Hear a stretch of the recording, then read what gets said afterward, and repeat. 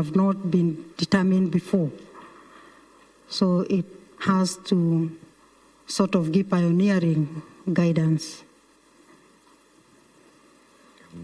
Okay, we may hold it at that. And just something on elections, and let's go to the issue of validity of votes. And on this issue of validity, I want us to narrow it down to one of the jurisdictions of the Supreme Court on elections, which is the presidential election. If we run through Article Constitution, this is what a candidate shall be president if the candidate receives more than half of all the votes cast in the election. More than half of all the votes cast in the election. Council, you understand the meaning of the word casting? Yes, voting. I mean, what is to cast? Voting. Yes. You receive staff, you fold it, you put it in the ballot box. Yes, my lord. That's casting. Yes. If we look at this article, 138.4a, which plainly states that the candidate,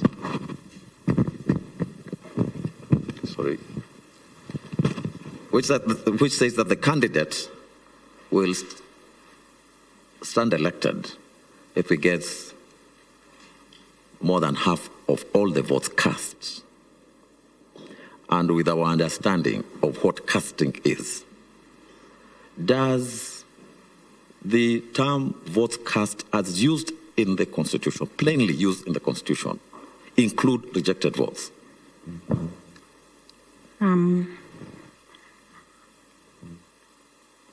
Rejected votes, my lord, are never counted as valid votes. So I believe 50+1 means the properly marked votes that are not in doubt. Council, sorry, Council, we are looking at the Constitution. The Constitution says votes cast. You are introducing an element of validity. You are saying valid votes cast. That is not in this provision. This provision only says votes cast. Are you bringing the issue of validity by virtue of interpretation, or maybe you are relying on a certain decision somewhere? No, my lord. The reason I've said the properly marked votes is because rejected votes don't go into determining the candidate because they are wrong in the first place. They are invalid. So you cannot validate that which is invalid right from the beginning. We can't tell who they intended, those people intended to vote as a president. So we can only determine 50+1 of the valid votes. You're right. We cannot include rejected votes in the count for who is to be declared as the president. If you go down to statutes and subsidiary legislation on that aspect, you will come across Regulation 69, Subregulation 2 of the Election General Regulations 2012, which now deals with the issue of valid votes cast. Valid votes cast. The issue of validity is now introduced by subsidiary legislation. Now, could you be aware whether the issue of validity of votes cast was dealt with in Raila 1, 2013 and Raila 2, 2017? Was it one of the issues in these petitions? I'm not very sure whether it was one of the issues, but I know the main section that was due for determination was Section 83 of the Elections Act that dealt with the issue of transmission and whether if the flows with a non-compliance with procedures and the law would affect the number of, you need to show that it affected the final results. So essentially we would say probably yes, by virtue of looking at whether the processes affected the final vote. So was it an issue or was it not in both or any? The issue of number of votes was an issue, but in both petitions, I think the focus was mainly on Section 83 of the Elections Act. Okay, and maybe we can leave that discussion there. And just to wrap it up, I just want to go back to the issue of the vote cast and the valid vote cast. If you look at the two provisions which I've referred you to, the word vote cast is used in the Constitution and the words valid vote cast appears in the subsidiary legislation. Now, how would you justify using subsidiary legislation to limit the plain meaning of a constitutional provision? How does it come in? Thank you, my Lord. My understanding of subsidiary legislation is that it operationalizes, so that it breaks down the main constitutional provisions. So the subsidiary legislation intent is to operationalize the constitutional provision, give it clarity, give it explanation. So I wouldn't say that the subsidiary legislation is invalidating the Constitution, but bringing clarity to the constitutional provision by guiding whoever may want to use that law on how to operationalize the particular constitutional provision. That is by applying the purposive interpretation to give meaning to the Constitution. Yes. Thank you very much, and I wish you the best. Thank That's you. all, Honorable Chair. Thank you, Chair. Good morning once again, Council. Good morning, Madam Ngutia. I saw you taking water, but if you need more time, you are allowed to do that. Thank you. Council, you did share with us 5 sample writings, and there were submissions before the ELC and Chief Magistrate Court. You also shared a newspaper article and a human resources manual that you prepared. I did take note that the submissions from the Chief Magistrate Court are dated 9th July 2021 at a time when you are a chairperson of IPOA. So I just needed you to clarify whether you were the author or you were allowed to practice while the same time being a chairperson at IPOA. Thank you for that observation. As the chair of IPOA, I was not really in very active practice. That's a matter that had started when I was still in practice in 2018. But again, I don't think there's anything that specifically would prohibit me from doing that, because I was not getting non-practice allowance. You were never paid non-practice allowance. Is an issue that was discussed at length. Okay, I just needed to confirm whether you were the author, because at that time you were not. You are at IPOA. And again, the newspaper article and the human resources manual, we are not able to assess your adjudicative writing skills especially when it comes to legal analysis. There is limited engagement with contemporary legal disputes, minimal application of legal principles. So again, you want to join the Supreme Court and you have submitted to us those 2 sample writings. Again, I needed to get your view on why you chose to submit those 2. The reason I chose to submit those 2, Honorable Chair, is because I believe the writings are meant to show the capability, written skills capability of the judicial officer, and judicial officer writing capabilities, while most of the writings will probably in writing judgments, ruling, and court-related advisories, writing skills are not only determined by writing judgments. It shows appreciation of other contemporary issues and understanding of other areas of law that may not necessarily be judicial writings. And I believe it's important that a judicial officer should be able to engage with a wide range of issues, while the main job is judicial writings, judgments, rulings. It's also important to understand other contemporary issues. Okay, you have been making reference to that position as a judicial officer, but I'll leave it at that. But it's not a judicial officer role, it's a judge of the Supreme Court role.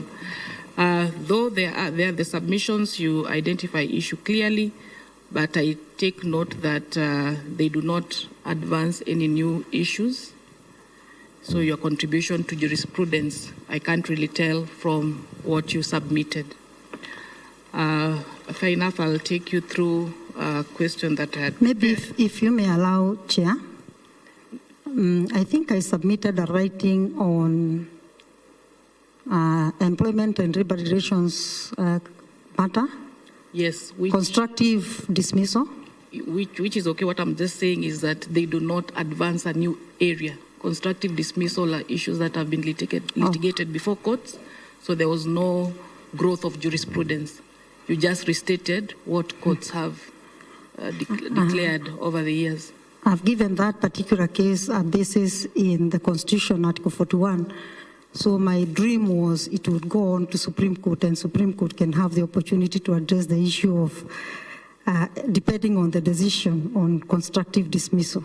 So yes, basically that's why I was anchoring it on the Constitution. Okay, sorry for that. But you agree with me that this is not a new area. Okay. Yes. Thank you. Because of the nature of the case. Okay. So according to the World Bank and the African Development Bank, secure land rights in Africa are important because they unlock economic potential, they secure rural livelihoods, and they are a driver for investment. Do you agree with that statement? Yes. And I know when you're preparing for this matter, you had an opportunity to go through the Dina Management Limited versus the County Government of Mombasa matter. Yes. Where, in essence, the decision challenged the torrent system, and in essence, we cannot really trust documents from the government institutions. So it's not enough to just say, I am a bona fide purchaser for value. You need to go deep to the root of title. Yes. So looking at that decision, whereas it's commendable because it has really brought to the fore the land question in Kenya, but some critics argue that it created uncertainty because the Supreme Court, the decision failed to define the scope of the due diligence expected for purchasers, investors, and developers, potentially exposing land transactions to abuse and endless litigation. I don't know whether you agree with that statement or not. Not entirely. Not entirely. Okay. And again, the critics also argue that the cost of institutional failures is then passed to innocent purchasers, hence weakening the constitutional guarantees of secure property rights. So this is a decision that has far-reaching consequences in the land sector in Kenya. So how should the Supreme Court balance the duty to invalidate illegally acquired title with the need to promote certainty and confidence in the land market? That is part one of that question. And would it be necessary for the Supreme Court to develop guidelines to clarify the doctrine of root of title so that we know how far should one go, how wide should one go, and whether the credibility of that village drunkard should be considered. And at the same time, hold state agencies accountable for their records.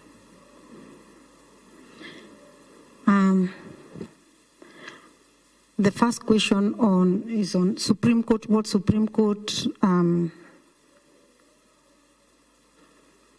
how the Supreme Court can ensure sanctity of title. Looking at that decision and looking at the background of land law, under the common law, it was a requirement that you should look at the background of the title. The Torrance principles only came in to try and simplify the process of registration and present the title as a shield. I don't think the Supreme Court would have a problem in making decisions that touch on those aspects, because what is illegal cannot be validated by passing it to an innocent buyer. An illegality is an illegality. And therefore, if a title is acquired through illegality or fraud, it's a bad title. And that, I think, was the underlying principle in Dina and Torino. You cannot pass that which you do not have. And I think in law there is also the general principle of caveat emptor, buyer beware. I don't think the law has changed that. It's important that buyer beware what you're buying, bearing in mind you cannot pass that which you do not have. So I think that decision brings clarity to many things. First of all, how to handle public land. Public land is not meant for private use. It should be protected. If land is meant for road, reserve, public utility, it should be protected. I don't think Supreme Court would be conflicted in any way in making that determination. And therefore, it protects public land from, in quotes, being grabbed. It clarifies the law that if a title, the origin of the title is legal, title in itself is not a final shield. The title cannot shield that which is illegal. Okay, maybe so I think the Supreme Court, I don't think would have a problem in making those determinations. However, in terms of the Torrance principles and the sanctity of title, I think the agencies that are responsible for ensuring what is in the registry is accurate should be held to account. There should be accountability. And probably mechanisms for compensating people who suffer, having relied on the information that is held by the agencies that are deemed to have the correct information. If I could maybe just take you back in terms of the after effect of the decision. Critics say it has created commercial uncertainty and reduced the confidence in land market within our country. So people are not buying land. Investors are scared of investing in Kenya when it comes to issues around land because they do not know how far they should go when you're told, go to the root of title. So is it necessary then for the Supreme Court to have developed guidelines on how far, or we just leave it at that? Or should it be on a case-to-case basis? Just your thoughts on it. My thoughts on it is that probably this is a matter that should go to NCAJ, and involving NCAJ brings together. I had the opportunity to sit as a council member of NCAJ when I was representing my institution. NCAJ develops a high-level policy, and all critical stakeholders sit in as members of NCAJ. It's probably an area we should ask NCAJ to look at, using the technical capabilities and the benefit they have of having access to a wide range of stakeholders that sit there and expertise, maybe develop a policy that can be considered for adoption and to guide the courts going forward. Okay, thank you. Thank you, Chair.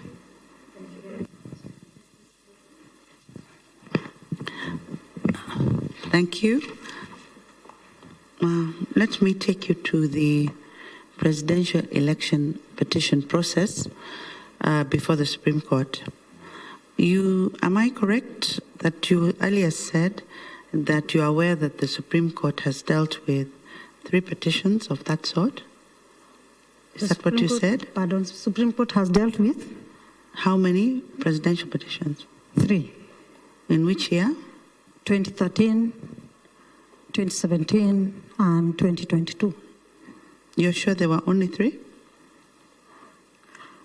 There was one that challenged the presidential election 4 after the repeat election in 2017. So there were 4 petitions. There are 4. Yeah. Okay.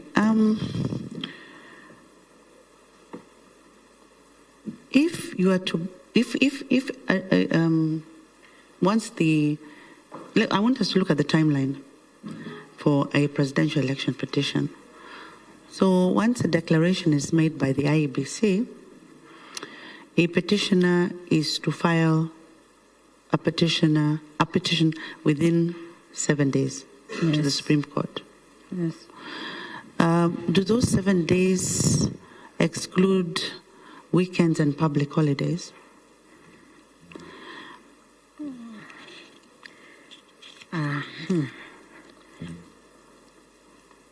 Article 40, a person may file a petition in Supreme Court to challenge the election of president within 7 days after the date of declaration of results of the presidential election. The law does not specify. No, the law does not specify. The law does not specify. I think that's a matter for then the Supreme Court to determine how to interpret it. Okay. But if I were to be asked as a person, at a personal level, I would exclude weekends because the court does not sit on weekends. Okay. Anyway, there's a very strict timeline, and the law does say within the Constitution, not in the article you're talking about, but the law does say. If once a petitioner files the petition, the Supreme Court must hear the matter within 14 days. 14 days from filing of the petition. Yes, my lady. What happens if there are multiple petitions filed on different days? So when does time start running? I've not had the benefit to look at that, but if I were to sit in a place where that decision needs to be made, I think time should start running after the filing of the final petition, as long as it's filed within, you see, there is the 7 days. So within, I think 14 days start running after the 7 days. 7 days, the first 7 days. So from there, then no petitions should come after the 7 days, and the Supreme Court can take over from there and continue with its work. Okay. What grounds should the petition contain? What are the grounds for a petition? Seeking to invalidate the declaration, but on what grounds? I think previously the courts have looked at the process, whether the process was right. Section 83 of the Elections Act says even if the process probably was not totally complied with, you need to show the results were affected. So I think you'd be looking at the process and the final outcome, the results. Okay. So both process and the votes. Okay. Okay. So just to guide you, the grounds are contained in the Supreme Court Presidential Election Rules. Okay. So I was hoping that you would have read them, so that I'm able to examine you on them. Who is the respondent in a presidential election petition? Who is? The respondent. Who is the petitioner serving? The respondent is the IBC. Okay. And how many days, what is the timeline for serving the respondent? No, you won't find it in the Constitution. So the respondent actually is the president-elect. It's not the IPC. I'm just informing you. The president, the president-elect, sorry. Yes. Okay, once the Supreme Court has listened to all the parties, it can make a conclusion. What possible orders can the Supreme Court give? I can rely on what the Supreme Court has done in the past. It can say the election was valid. Mm-hmm. It can invalidate the results and order a repeat of the election within 60 days.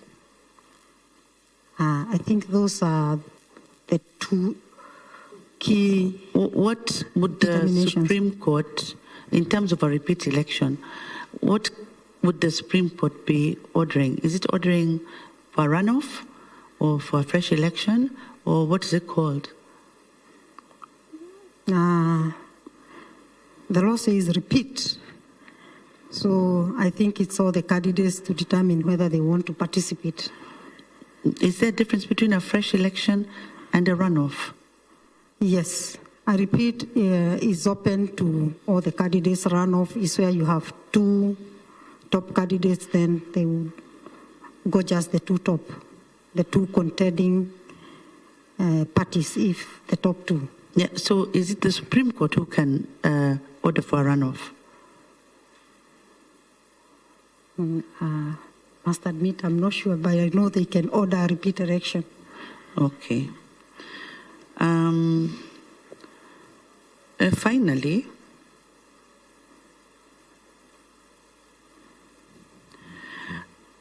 when is a petition, a presidential election petition, when is the petition deemed as filed? What are the requirements so that you say the petition has been properly filed? Thank you, my lady. I think when you file the petition and all the supporting documentation. And what else? And served. No? In the registry of the Supreme Court, when is a petition filed? When? When can you say the petition has been filed? When it has done, what steps have been taken by the party? When filing a matter in court, you prepare the paperwork and then you pay. Yeah, how much? I don't know how much you pay for petitions, but I know you pay at least $1 million for presidential election as a safeguard to costs. Yes. But for filing the petition, I'm sure I've tried to find out how much they pay for the petition. Okay. What if you file a petition today the last day, and you forget something. You forget the affidavit of one of your witnesses. Can you file the affidavit the next day? If you have filed the papers, all the papers are in the system, and the final day has gone, the only way you can file any other extra paper is through the leave of court. You cannot file without leave of court. Okay. Thank you very much. Those are all my questions. Thank you, Chair.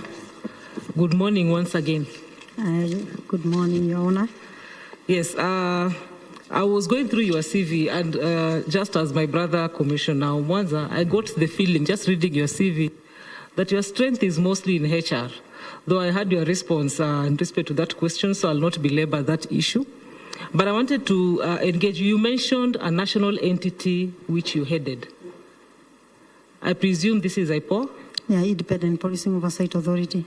Okay. So what is the mandate of IPOA? The mandate of IPOA is anchored on Article 244 of the Constitution. Mm-hmm. That article does not talk of IPOA. It places the responsibility on the National Police Service to do specific things. Once to professionalize,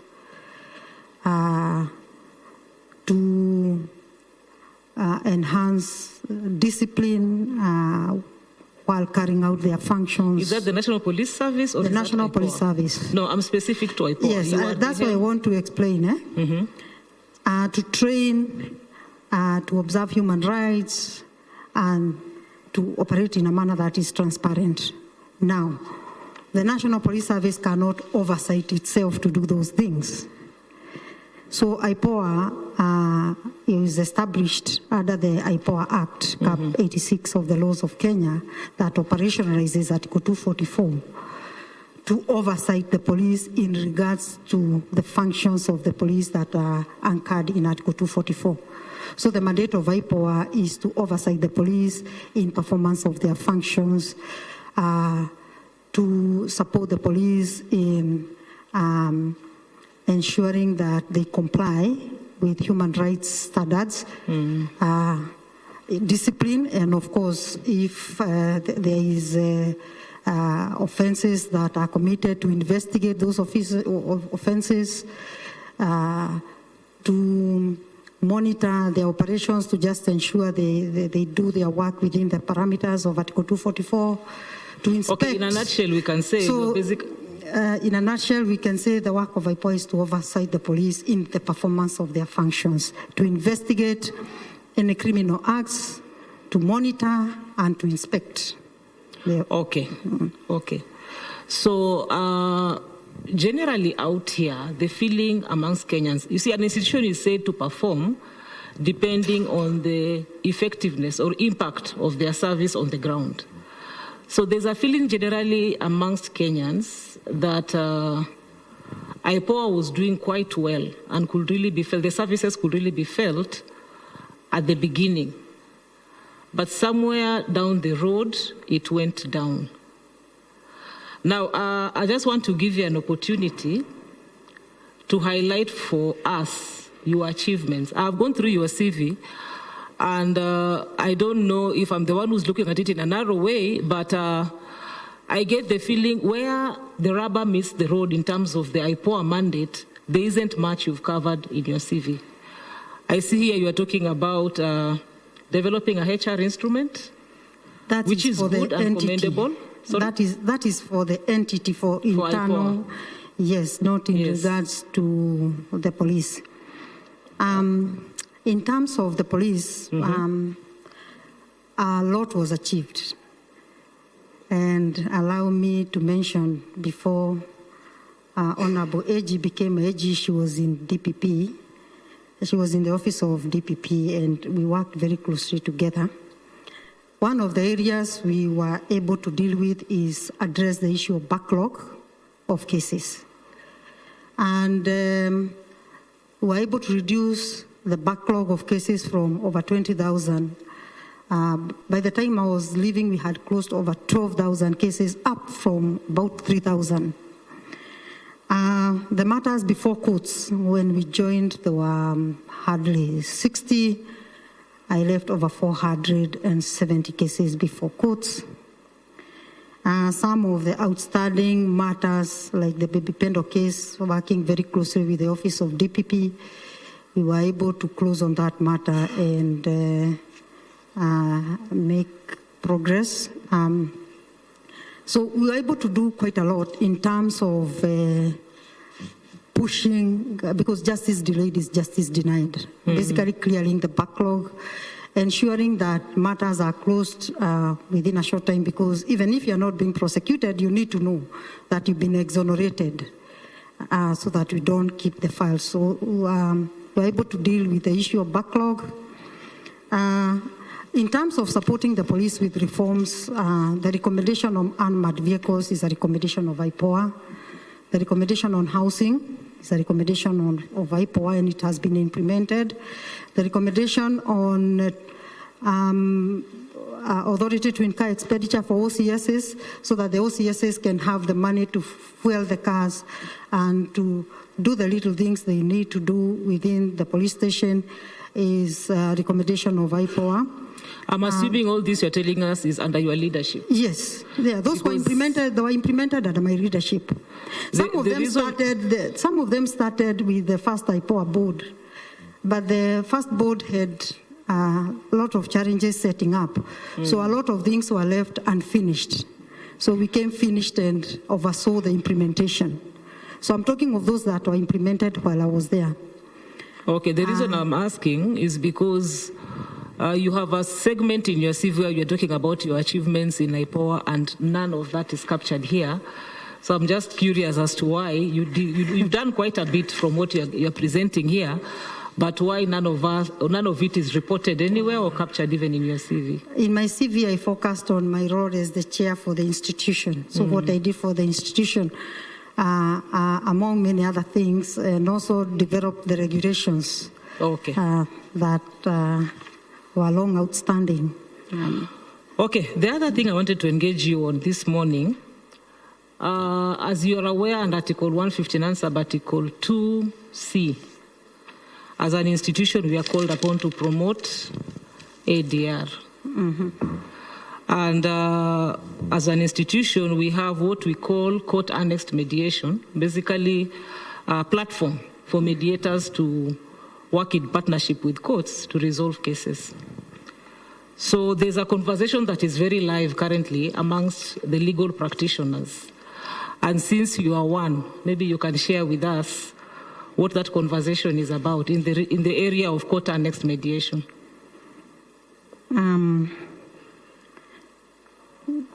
Personally, I've not been shortlisted as a court-annexed mediator. No, I'm not saying you're applying for. You see, we are examining you in very many areas. Yes. Okay. One of them is just to understand what your mandate is. The question of ADR is part of your mandate and your concern. Yes. If you're a Supreme Court judge, that's why I'm asking you this.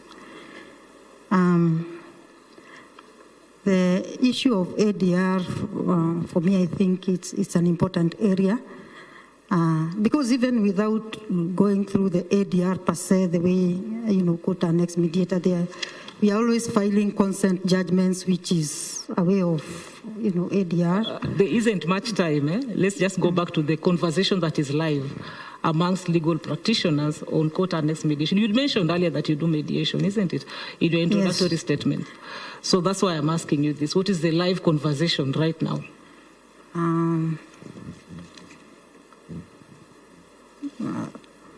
Okay. That you are able to remember? No. I can give it to you. So the discussion is around non-legal practitioners practicing as mediators. Okay. And I was just going through the streets of social media last night, and I want to read you a quote from one of the legal practitioners. He'll remain anonymous for purposes of our conversation. In the matter of court-annexed mediation, I refuse to appear before a mediator who is a layman to adjudicate a legal dispute in which I'm my client's last hope. What is your take on that statement? Now I understand. The use of non-legal mediators, because mediation, unlike arbitration,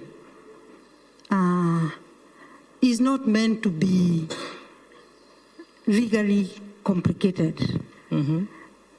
It's one of the ways of ensuring that parties get an opportunity to access justice in an environment that does not make them feel limited. And that's why when you look at mediation, the key area that you look at is what are the underlying issues. You need to resolve the underlying issues, because many times the issues that bring people to court can actually be resolved if you identify the underlying issues. In legal practice, you deal with what are the legal issues here. What does the law say? You don't give parties an opportunity to bring those other issues that may not be legal but are important for them to be resolved so that you retain relationships. Because legal way is adversarial. So I think there is a place for mediation, and there is a place for people who are not legally, because the way you do the agreement is structured. You don't just go and do your agreement out there. Is guided so that it captures the issues in a way that can help the court arrive at a well-reasoned decision ultimately.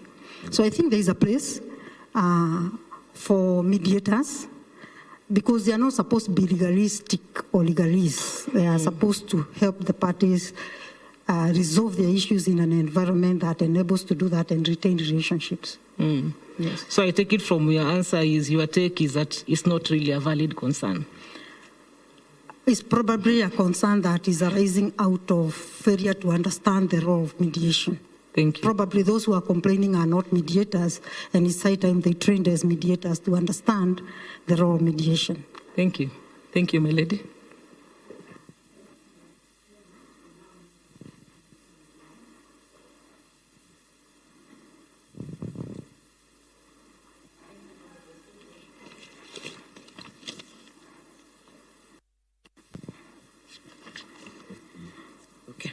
Thank you, and sorry for that. Thank you, Chair. Good morning once again, Council. Good morning, Madam Caroline. Now, if you were to identify any three significant challenges currently facing the Supreme Court of Kenya as an institution, what would they be, and what role would you play in addressing those challenges?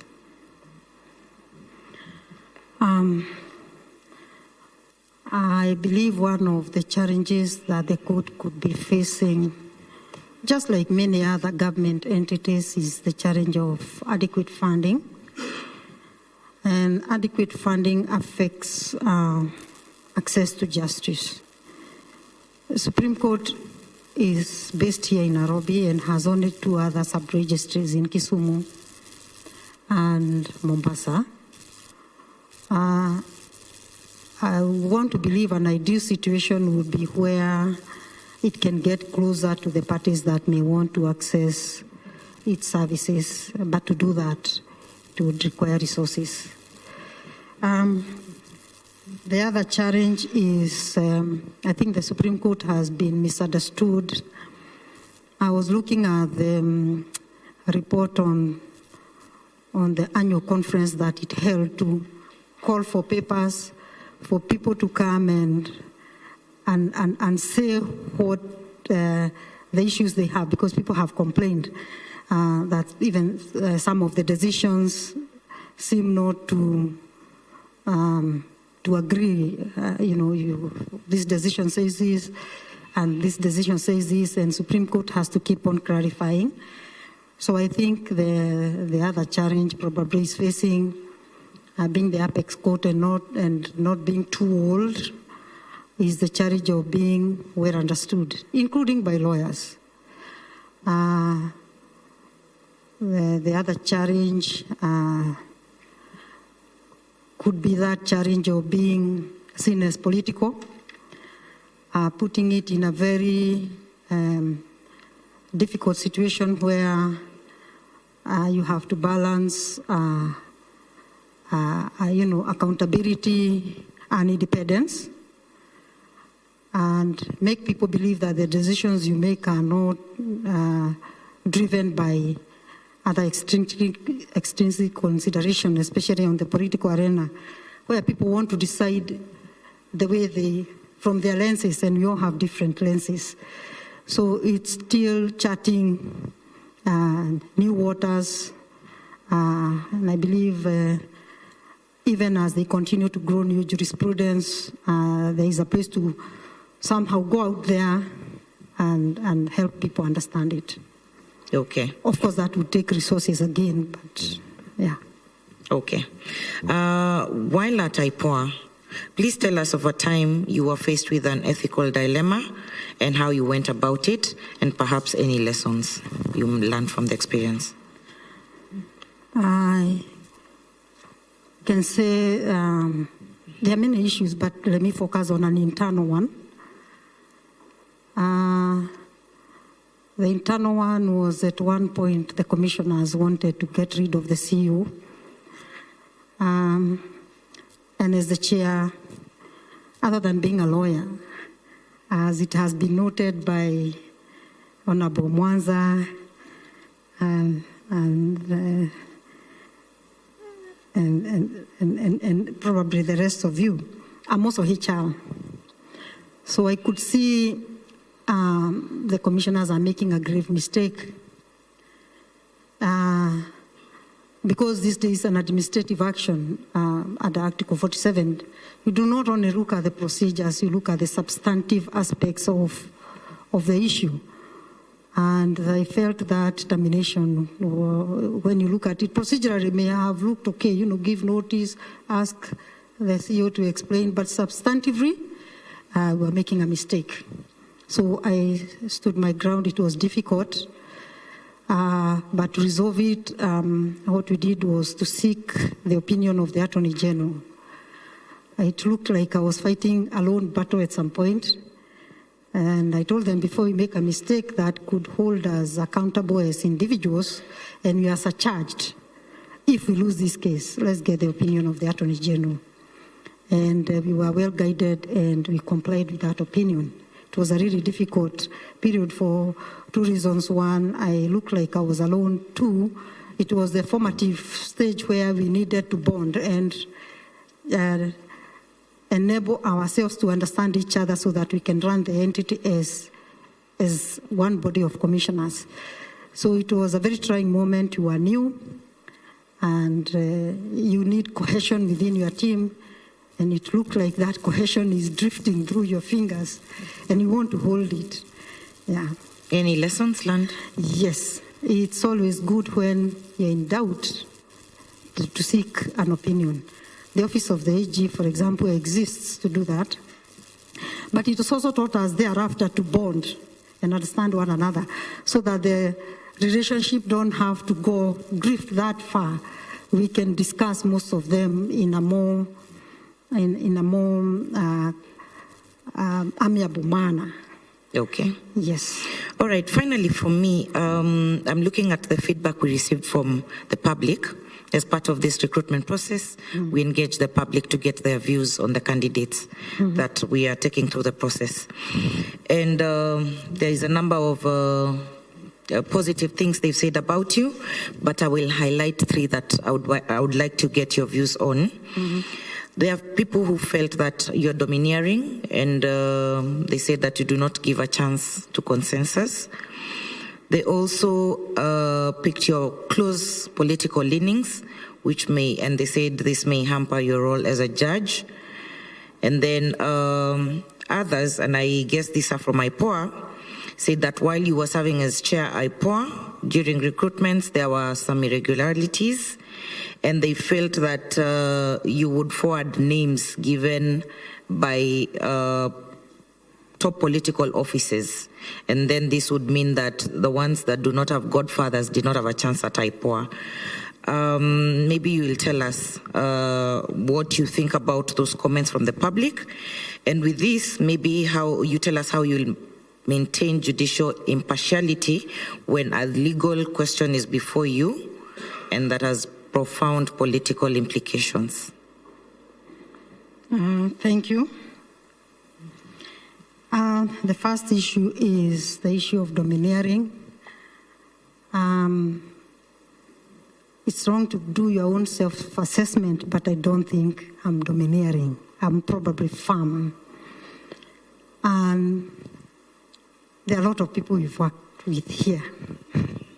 We worked with ODPP, we worked very closely with public service. They would be able to tell really whether I'm domineering. But I know I'm firm because as a chair of an institution, if you fumble and you're not firm, a lot of things can go wrong. Running government entities is not a walk in the park.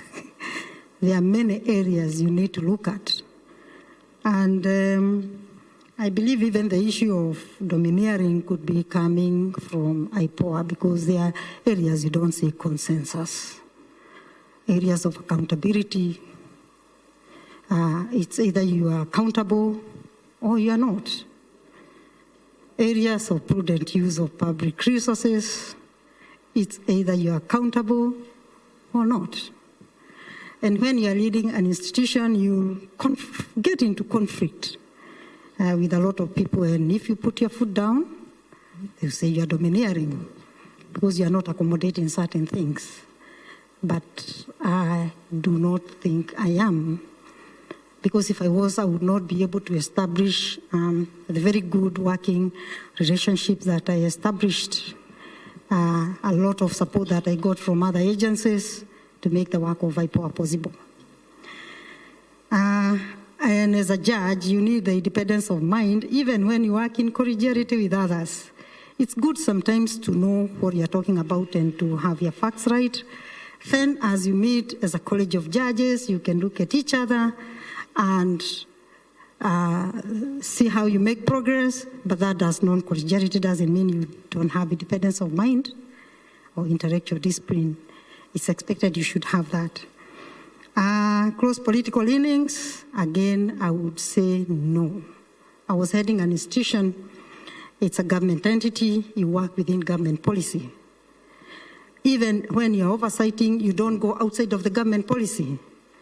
And therefore, it's important that whatever you do be in line with the government agenda.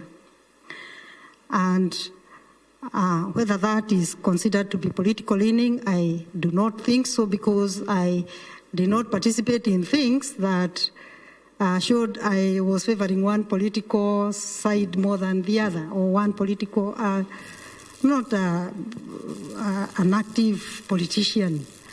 But when you're serving government, you have to work within the government policy. And there are not too many ways about it. You can be doing your things and you're a government official. And every government has its agenda. You have to work within that agenda of the government. In terms of recruitments, I do not think there were any irregularities. The recruitment processes were open. They are subject to audit. The Auditor General audited those processes. We never got complaints on recruitments. Nobody came to audit and ask questions. And we did them openly. The documents are there for anybody who would want to audit. So I would want, if there were any irregularities, certainly, why wouldn't anybody then ask for an audit or the process to be audited to clarify? It's an open process, it's a government entity. Everything is in black and white. Yes, that would be my response to those issues. And even if you don't want to go to any other entity, go to EACC, let EACC come in, or CAJ to come and audit those issues, and they are open, and we can be guided. I think IPOA had a very, very well regional representation. It's a highly technical area, where even in recruitments, you've got to be very careful with the kind of technical capabilities that you bring on board. And therefore, I never received any complaint while there. I've not received any that has followed me after leaving. I would want to believe that we worked within the parameters of our mandate. Okay, fair enough. In the interest of time, maybe the last bit of the question. on how you will maintain your judicial impartiality, especially when a legal question is before you and it has profound political implications?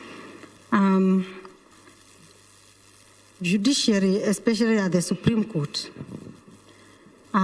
you are guided by the Constitution and the law. And therefore, whatever you do must be supported by the Constitution and the law. If peradventure I had any issue where I feel conflicted, I would let the other members of the court know and discuss it openly and decide the best approach to it. If after disclosing what I think is my fear, it's felt that I need to continue, then it's incumbent on my colleagues to ensure that whatever we do, they are conscious that I declared something. Otherwise, I would be guided by the Constitution, the law. I'm a very committed person to protecting the constitutional safeguards because I've worked in the space of human rights. I would want to see the values in Article 10, equality, equity, most of strong believer of devolution, being enforced. So I would strictly be guided by the law and the Constitution. Thank you, and I wish you well. Thank you, Chair. Thank you, Honorable Chair, and welcome again, Wakili Ann. Thank you, Commissioner. Good to see you again. Good to see you too. Now, in your introductory remarks, I heard you say that you are strong in governance, and that is what you will be bringing also to the basket in the judiciary. The judiciary plays a crucial role in promoting good governance and accountability among public institutions. Assuming you are a judge handling a case involving allegations that a senior government official violated constitutional principles of transparency, accountability, and public participation, how should you approach such a matter to ensure that justice is served while maintaining the balance between the judiciary and other arms of government? Thank you. Certainly there is a need for separation of powers, but judiciary sits at a place where it has been given the responsibility of advising government entities. So if the matter then, most institutions have their own mechanisms of dealing with these issues, but if an issue came and it requires interpretation of maybe Chapter 6, then as the Supreme Court, I would use my expertise in ensuring that we give that interpretation, that guidance, while ensuring that the independence of these democratic institutions is not unnecessarily interfered with. It's a thin balance, and that's why I have absolute respect for judiciary, because they have to ensure resolution of disputes by guiding on what the law says, while ensuring that the democratic institutions are able to practice their mandate. So I would use that expertise to give that guidance, fully aware of the mandate of the institutions. Now, my second question, the judiciary often faces challenges such as backlog, corruption allegations, either perceived or real, and delays in delivering of justice. Could you tell us, as a Supreme Court judge, what leadership strategies you would propose or promote to strengthen governance within the judiciary and improve transparency, accountability to the public, and efficiency? On the issue of backlog, I am aware that we have, through the NCAJ, active case management policy. I would, to the best of my ability, be guided by that. Would also try to enforce an adjournment policy, and if a matter has to be adjourned, then it has to be very well defended why it should be adjourned. So I would have a non-adjournment policy on those on matters, so that we can observe the timelines. That is at the Supreme Court. I know there are a lot of other initiatives that are being undertaken by judiciary. In terms of corruption, I think you've called it right. It's a perception. And to deal with that, again, I'm aware judiciary has done a lot to deal with that by ensuring internal processes are put in place, like employee protection units, and so on, implementing the guidelines that were developed by NCAJ. By the time I left, they had not been complete, but I'm happy to note now they are complete guidelines on anti-corruption. If it's matters that touch on an issue that touches either a judge or a judicial officer, then they should be fast-tracked. So in terms of governance, then I would support and be a champion of STAJ. And social transformation through access to justice is a 10-year plan that is implemented annually. And accountability reports are done every year through the State of Judiciary and Administration of Justice reports annually. So it's just to ensure that we continue informing the public, we continue being accountable, we continue actively ensuring that the access to justice, interventions that need to enhance that are being implemented. And eventually, and holding, like what judiciary has started, dialogue. I'm also happy to note they now have a spokesperson who can answer to a lot of those allegations. Otherwise, profiling judges and judicial officers as corrupt, I think, with a lot of respect, should be resisted because it's a perception. But then we should not close our eyes to it. We need to take action to ensure that the concerns that the public has, because again, justice affects the citizenry, addressed by sharing information and ensuring we understood what we do as judiciary. Okay, thank you. I wish you all the best. Thank you.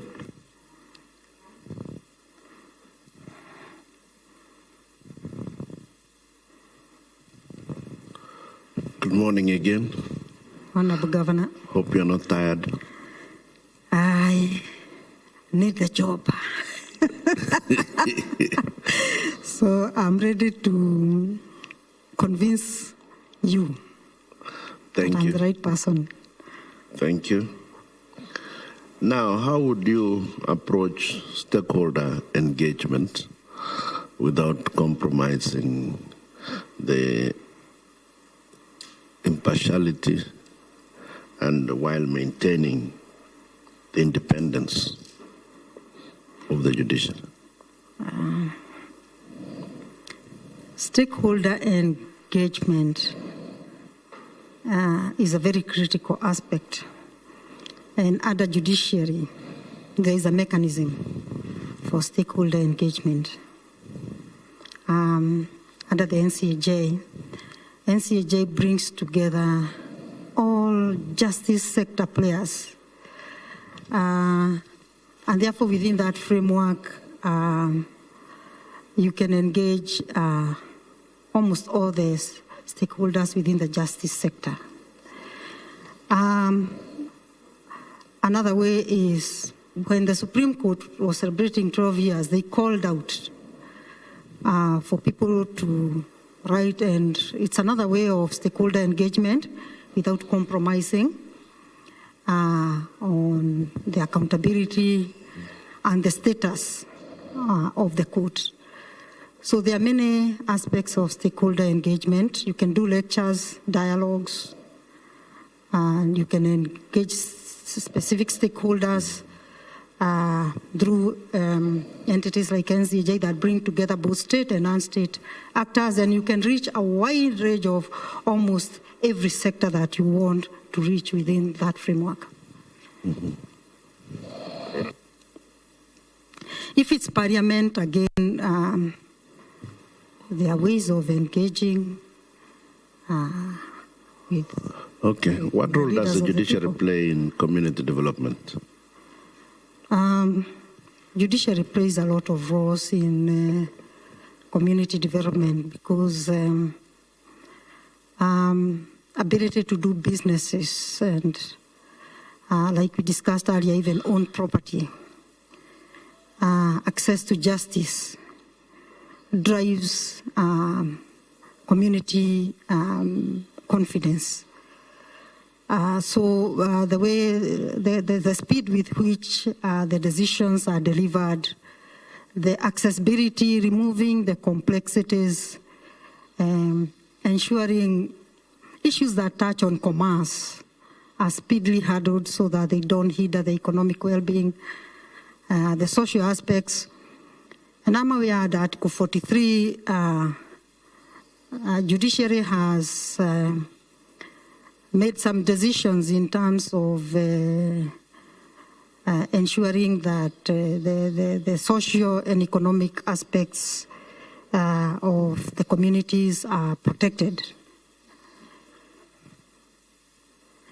So through STARGE, social transformation through access to justice, removing technicalities, and ensuring justice is delivered speedily. Okay, thank you. Wish you well. Thank you, Honorable CJ. Thank you, Honorable Governor. Thank you very much, Honorable Commissioners. Before you close, or before we close, you saw me going through your records, and yes, we sent you a letter where we requested you also to provide us with your declaration of wealth. I don't see it here. Well, what happened? You are a human resource practitioner. So I expected you to comply with the letter requesting you to supply us with the documents. My apologies, Honorable CJ. I thought the ones I uploaded on the system are adequate. I have copies. I can supply them. You have the letter inviting you for the interview? The letter inviting me for the interview, I think it listed... It specifically asked you to bring the declaration of wealth for the last 3 years. I've looked through your documents. I didn't see it. I have the documents at home and I had attached them to the online application, but I can deliver them. They are not even online. I've looked online. I cannot see. They may have dropped. I have them, Honorable CJ. I'm just wondering why you didn't provide. Probably it was an over. I assumed that the online ones came through and my apologies. Okay. My apologies. Very I can deliver them by close of day. Very well. This brings us to... Should I do that, Chair? And where do I deliver them? I think we have just noted they are not here because we are finishing with you now, because you ought to have read your letter properly and complied. So I don't think there is any need to bring them after we are finished with you today. Yes. So what we are going to do is, before we close, we always also give a candidate an opportunity to address us.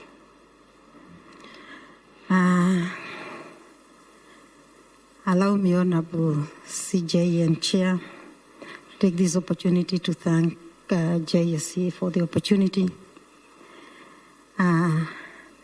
It's a privileged position. I feel honored.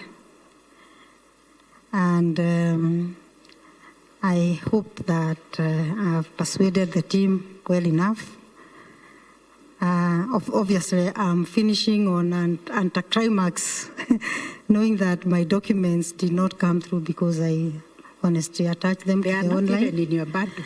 I had copies are not there. I admit, and I looked at them and then I said, but I forwarded these things online. But they're available. I've done with declaration. I'm a public officer. I still serve, not really, I still serve in the government at Moi University Council. And declaration is a requirement, and I'm totally compliant. And therefore, I do hope that I'll be found to be the right candidate, despite the declaration. They're available within the government because we declare and submit, including last year, in November. So thank you very much, and it's such a privileged honor to be here. Very well. We also thank you for availing yourself for this interview, and on behalf of the commissioners, we wish you well. We wish you success, and we always encourage our candidates to keep up their hope, serving Kenyans in whatever capacity that you are serving Kenyans.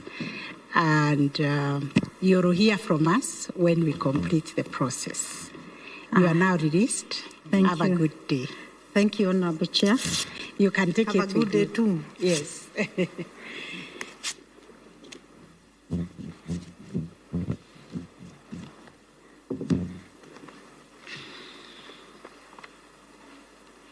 You can even carry the bottle of water with you.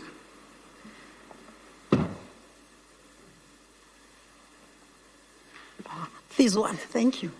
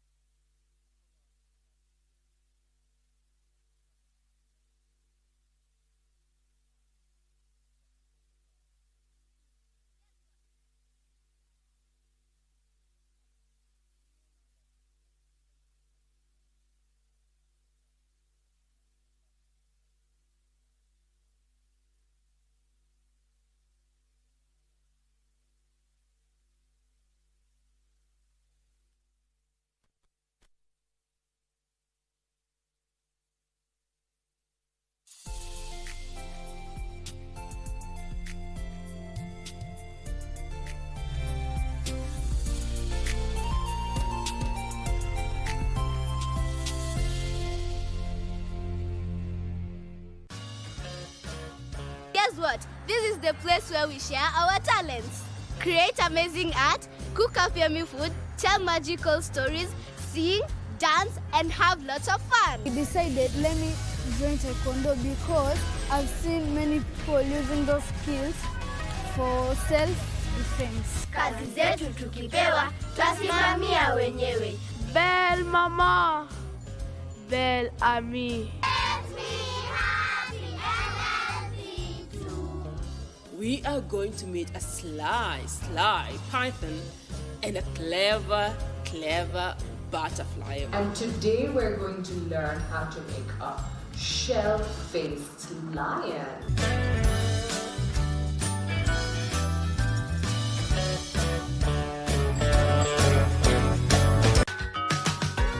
Tunajidai na lugha sanifu ya Kiswahili. Leo twashiriki njooni mwenda sisi. Sanaa ya Kiswahili leo imetufikia sisi. Ni heri nikose usingizi baadaye kwa kuhitimu kimasomo. Adhabu kali inapowekwa pahali popote pale husimama kama funzo kwa wahalifu wengine. Unda majina mawili kutokana na vitenzi vifuatavyo.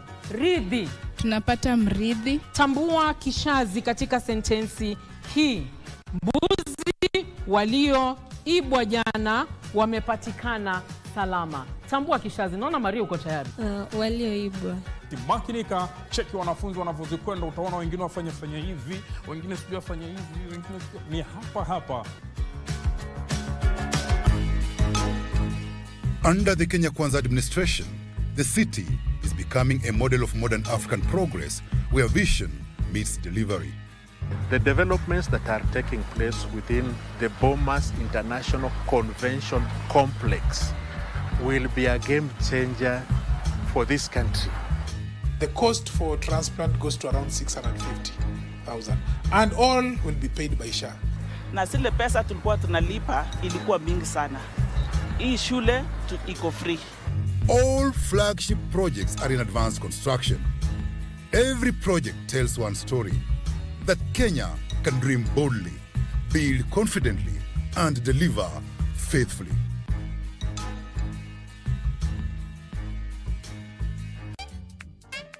I guess I'll just become a mute. Son-in-law?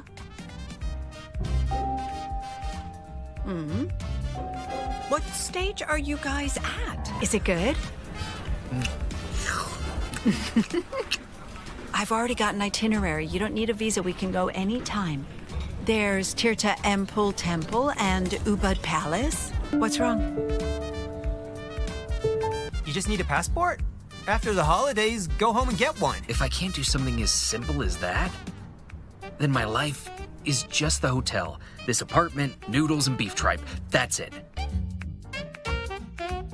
'Cause we're differently. True support means prioritizing your role as a partner of our caregiver by preserving your spouse's independence and asking before assisting. Mungu amenipa bibi mzuri, naitwa Jacqueline Ngwaho, na ni bibi ninayempenda kwa sababu yeye kuangalia udhaifu yangu ya ulemavu. By communicating openly as a team, you ensure that disability remains a shared challenge rather than a barrier to intimacy. Join us on this week's episode and get to learn more from the stories we have in store for you. 'Cause we're differently able. Kwenye Mkulima wiki hii tunaangazia ufugaji wa nguruwe na vile kumuongeza dhamana. Ukulima haifanywi na watu wenye lazy. You have to work hard as a farmer. Lazima utaamka mapema, lazima siku moja utalala kwa usingizi na utakubali kuwa utachafuka, but baadaye utapata shilingi yako kwa mfuko na utaweza kujitegemea.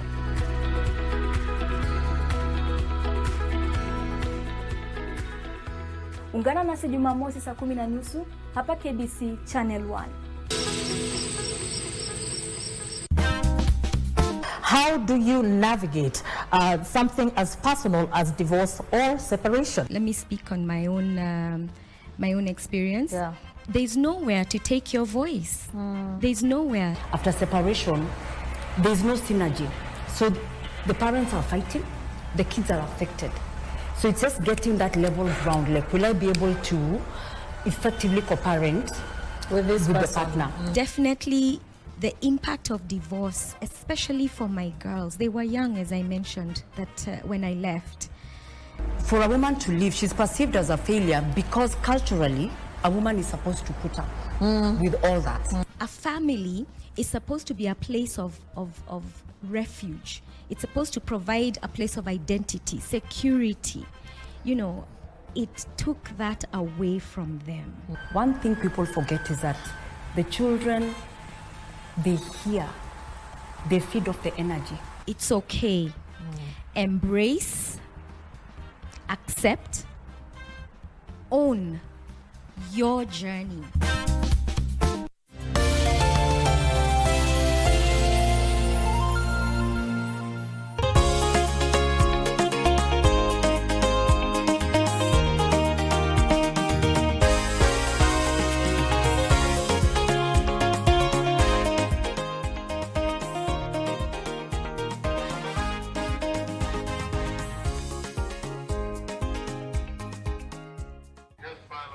What's the speed now? 5.6. Please increase your speed. Boarding speed 10 knots. My name is Captain William Ruto. I'm the Managing Director, Kenya Ports Authority. In the maritime sector also we have a captain. Professionally, I'm a ship captain. Mailing and the starboard side alongside, eh? Side alongside, Julia. Like yesterday, I was doing pilot. It supplements what my colleagues do again, because we don't want to delay. Any delay is money. We must have all hands on deck. When a vessel is approaching the port of Mombasa, it is under the command of a captain. So this is an international norm and practice all over the world, that once you are in the pilotage waters, you have to take a local pilot. This local pilot is a captain also. He undergoes a specialized training so that he has the local knowledge about that port. So he'll be able to handle the vessel more efficiently, more safely. So we are captains, but we do further training, local training, including simulation, so that we'll be able to effectively and efficiently and safely handle vessels within the port of Mombasa.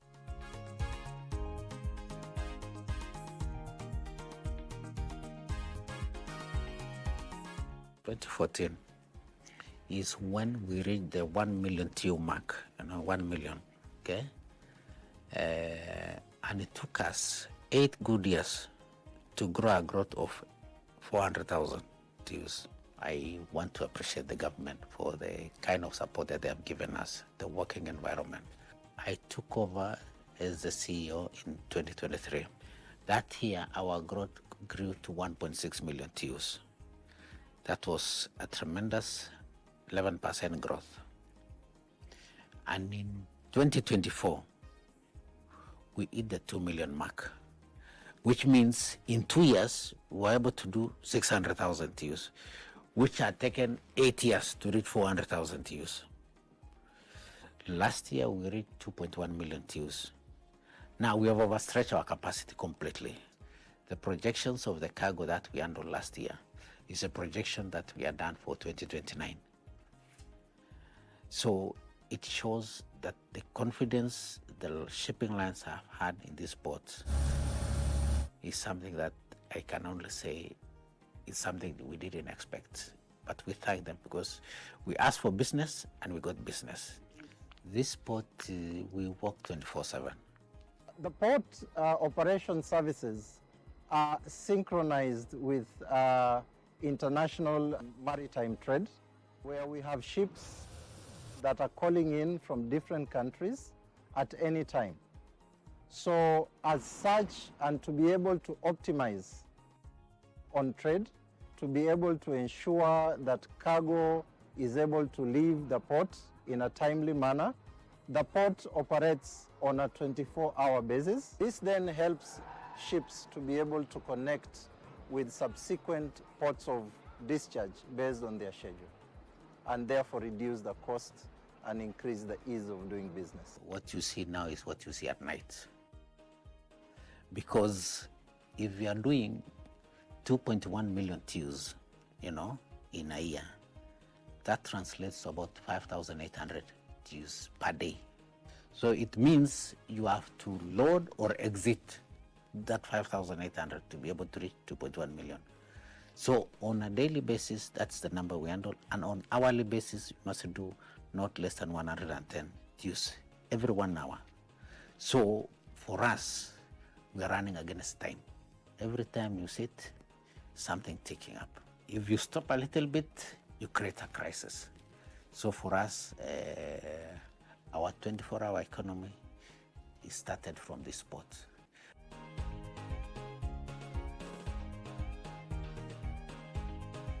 Here we can handle 700 TEUs. That's approximately 100 units per train, and a train has 54. In terms of decongestion of the port, I would say Railways has really done a good job, because we are talking about bulk movement. If I'm moving 108 containers in one train, that would have been 108 trucks. So in terms of congestion and evacuation and time taken for these containers within the port of Mombasa has greatly reduced. The bottom-up economic transformation agenda, one is that in terms of job creation, the economy that this port supports, the number of people that rely on job opportunities in this port, because as cargo volumes grow, a lot of job opportunities also comes up, especially from the private sector and also within the port again. So in that one, in terms of industrialization, in terms of tourism, in terms of job creation, I think the port plays a pivotal role in terms of supporting the government bottom-up transformation agenda.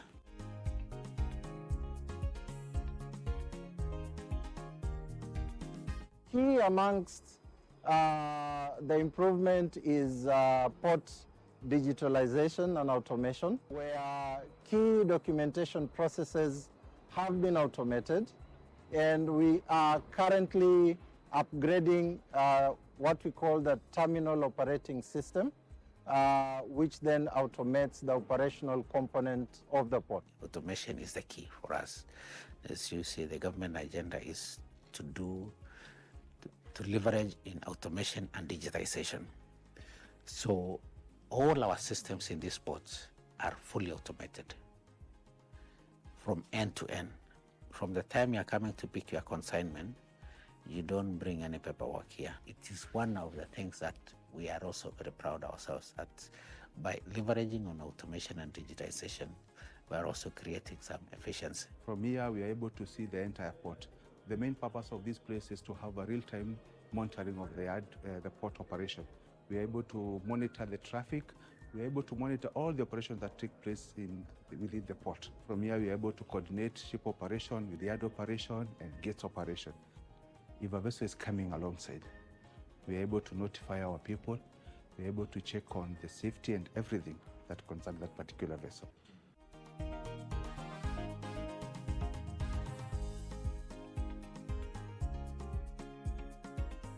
This is what Kenya Ports has been marketing a lot. We want these cruise ships to use the port of Mombasa as their home port. So to have a ship like this to stay here for 6 days means a lot for this country.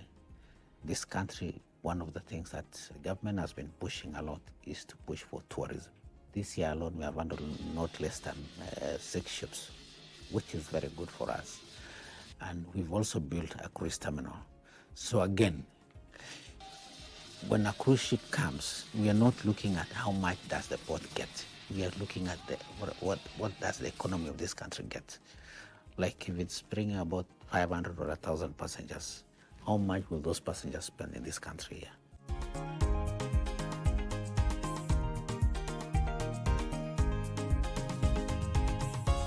As a country, we only had one port, and to be strategic also and to put ourselves in a strategic position, we needed to have a second port. We had to do serious marketing of that port as a transshipment hub. What we need to do is to see how the shipping lines can bring big vessels which what are called as post-Panamax vessels, which can carry over 12,000 containers on a vessel.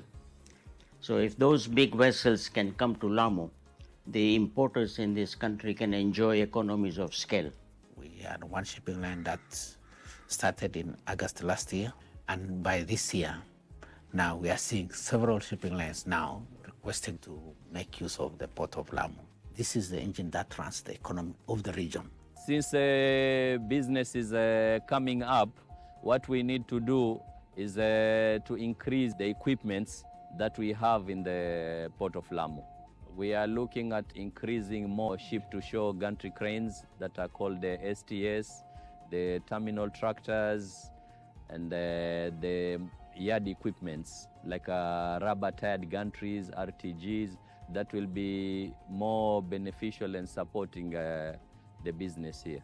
Now again, we are also caught up with capacity on issues of equipment rationalization and all those other things. But again, we appreciate the government says to the fact that we need more resources, and they are very supportive. That's one thing I say. If you have a very conducive working environment where the government supports you, whatever you want, that's why we're able to achieve all this, what we have achieved. If government can build a railway line from Lamu to Mombasa, it will help a lot.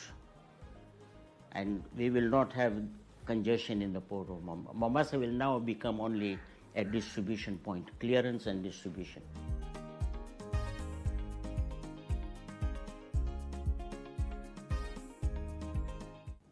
Having a motivated workforce means a lot to the institution, and in terms of creating efficiency, in terms of performance again. Over the years, for those of us who have been here, you will hear that we used to have a lot of industrial unrest in the sport. But I thank God that being an insider, we've grown together with these people. And I understand the issues, and they understand me. And I fit in very well. Having a listening ear is the most important thing. Number two is to take care of the welfare of the staff, because they're the ones who make us to be who we are. Without investing in them, to a motivated workforce, you would not have been able to achieve all this performance that we are seeing. Port has done a lot, and I will not shy away from saying Port has done wonders. Infrastructure within the port, handling performance, and even if you go to the index, unless somebody do not want to give proper index to the port, Port has done a lot. Improvement of the port is marvelous. That one I can say without fear or contradiction. I want to appreciate my predecessors again. They started a journey, and that journey now is what is taking us to be a world-class seaport of choice.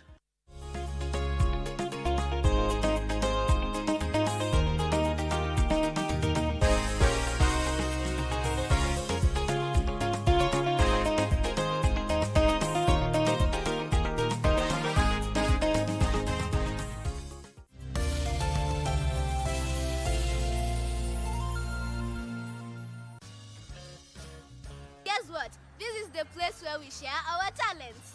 Create amazing art, cook up yummy food, tell magical stories, sing, dance, and have lots of fun. We decided, let me join Taekwondo because I've seen many people using those skills for self-defense. Kazi zetu tukipewa, twasimamia wenyewe. Belle mama, belle ami. We are going to meet a sly python and a clever butterfly. And today we're going to learn how to make a shell-faced lion.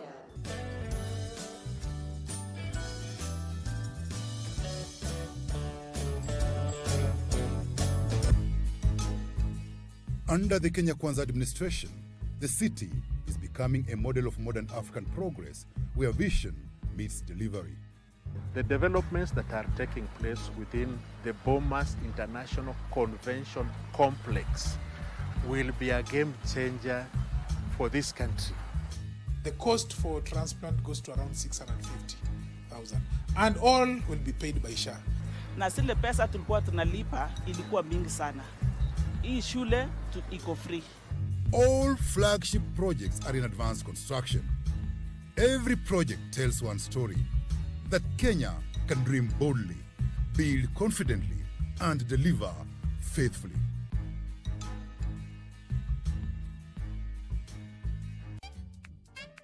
I guess I'll just become a mute. Son-in-law?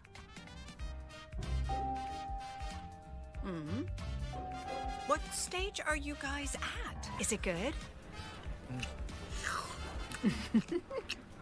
I've already got an itinerary. You don't need a visa. We can go anytime. There's Tirta Empul Temple and Ubud Palace. What's wrong? You just need a passport? After the holidays, go home and get one. If I can't do something as simple as that, then my life is just the hotel. This apartment, noodles, and beef tripe. That's it.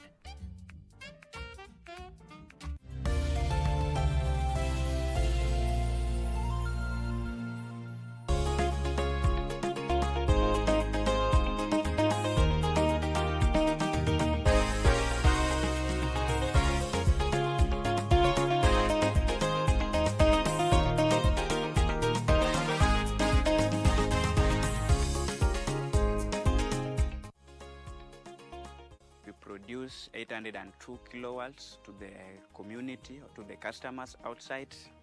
Our substation is 11,000 volts, which is 11,000 kilovolts. The grid intended to supply more than 1,400 customers within the island. The first phase that we did, we have captured around 890 customers, and we are happy about that. The remaining customers, we are planning to connect them during the phase 2. Mimi ni mzaliwa wa Mageta hapa na tumeona faida kubwa sana ya stima kuja Mageta. Nashukuru sana serikali kwa kuletea mambo na stima.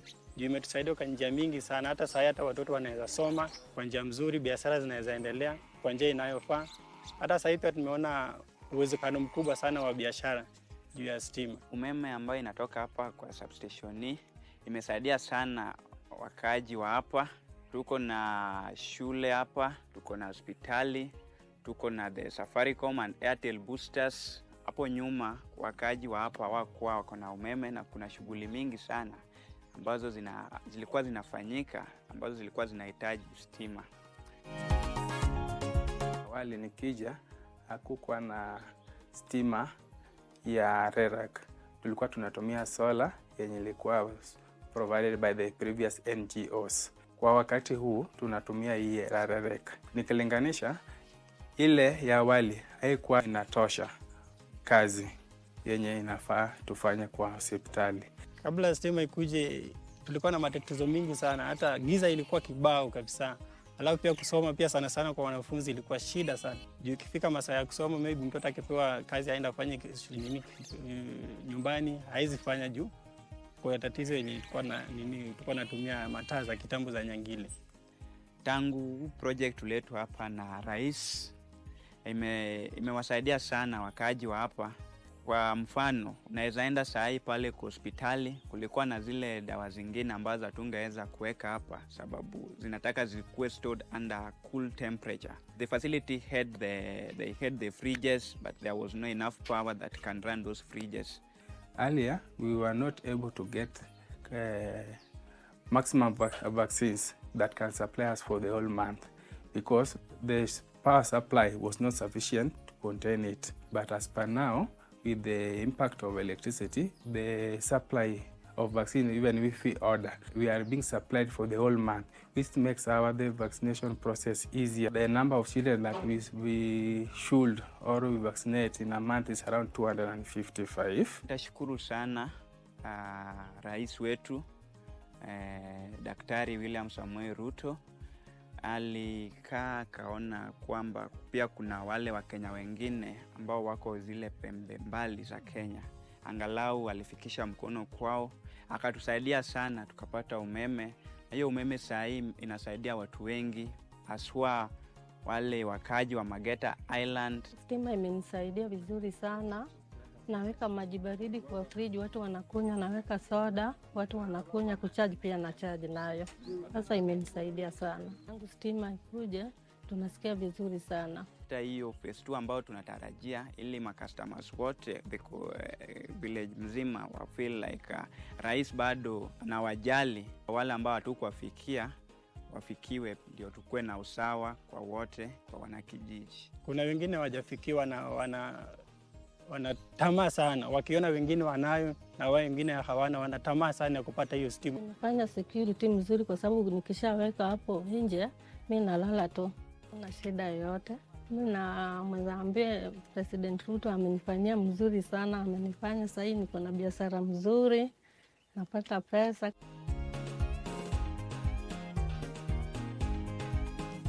Soko ilianza kujengwa the year 2023 mwezi wa 10 na ilijengwa until last year 2025 around July. Nikilinganisha na ile soko tumetoka, hii iko na ni improvement kubwa sana.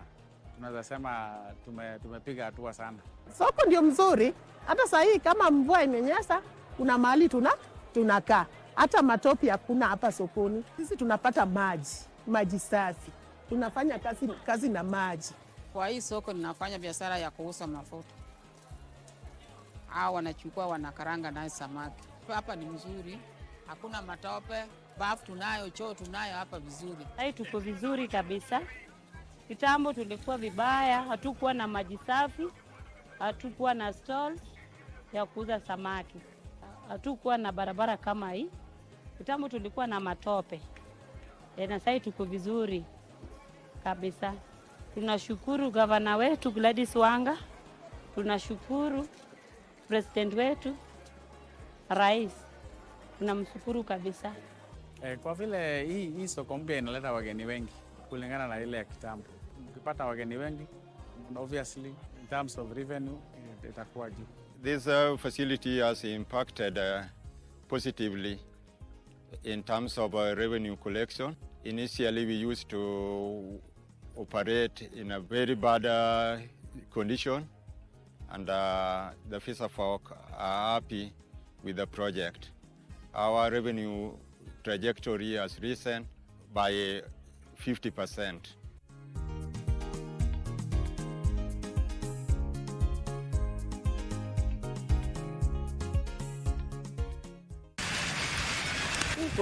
Mvua inatunyesha, tunakimbia na vitu tukipeleka kwa nyumba. Sasa hatuna mali ya kujizuia mvua. Na tumefurahi kwa sababu president ametupatia kazi.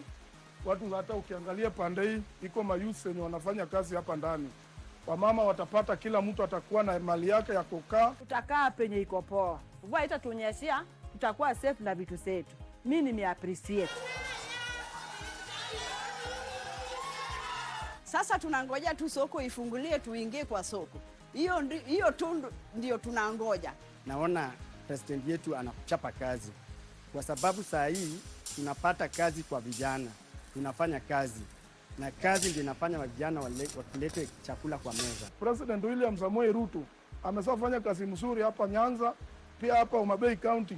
Tumempigia asante. Na tena tumempigia asante kubwa. Aufanyie wengine pia vile ametufanyia.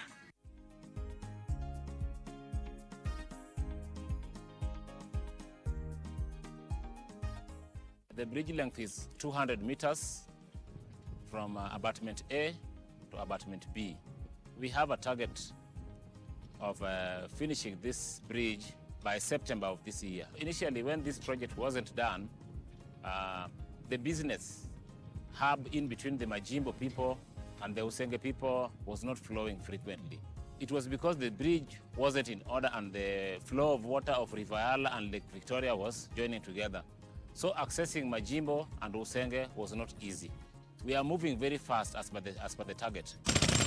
And we've gone as far as reaching a 55% target of our work, as you see.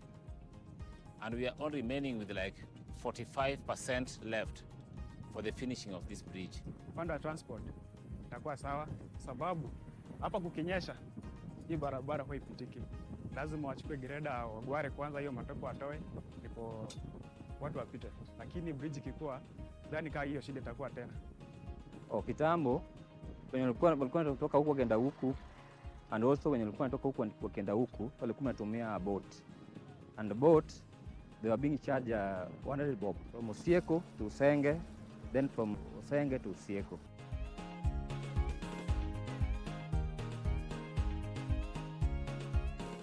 We started the expansion of Kabunde airstrip.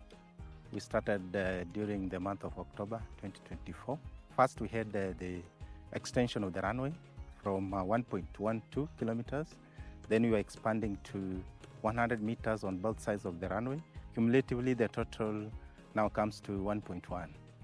Then the second project was on the rehabilitation of the existing runway, apron, and the two taxiways. Currently, we have done with the runway rehabilitation. We have the construction of the passenger terminal building, which is ongoing. And when you expect to complete and visit within 1 day, the park can fly, take vehicles from Homa Bay and visit the park and probably fly back in the evening. So it's a very good strategic infrastructure which can change the visitation of the park. We have Renegade Air, which normally comes to Kabunde airstrip 3 times a week. We have an airstrip at the park, which we allow also clients to land. The major reason when the park was started was because of the roan antelope, which is endemically found in Kenya. It is found within.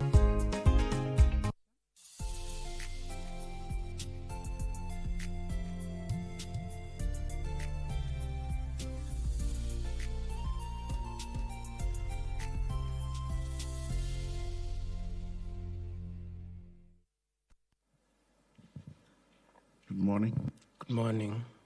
Names are Isaac Ruto, also Vice Chair. Thank you. Good afternoon, my Lord. Jacqueline Ngutia, Commissioner, welcome. Good morning and thank you. Good afternoon, Justice Kato. My name is Caroline Lani. You're welcome. Thank you and good afternoon too. Good afternoon, Judge. My name is Charity Kisotu, a Commissioner. You are welcome. Thank you very much. Good afternoon, Judge. Omwanza Mbati, karibu. Thank you and good afternoon. Good afternoon. I'm Joaquin Dongo, representative of the Supreme Court on the Commission. Thank you. Good afternoon, Judge. Good afternoon, my Anthony Mrima. Welcome and I wish you the best. Thank you very much. Good afternoon, Justice Keegan. Good afternoon. Fatuma Sichale, I'm your representative at the Commission. Karibu sana. Thank you very much. Good afternoon, Judge. Good afternoon. You're welcome. My name is Oluwande Evelyn. Thank you. Good afternoon, Judge. Dorcas Odor, Senior Counsel and Attorney General. Welcome.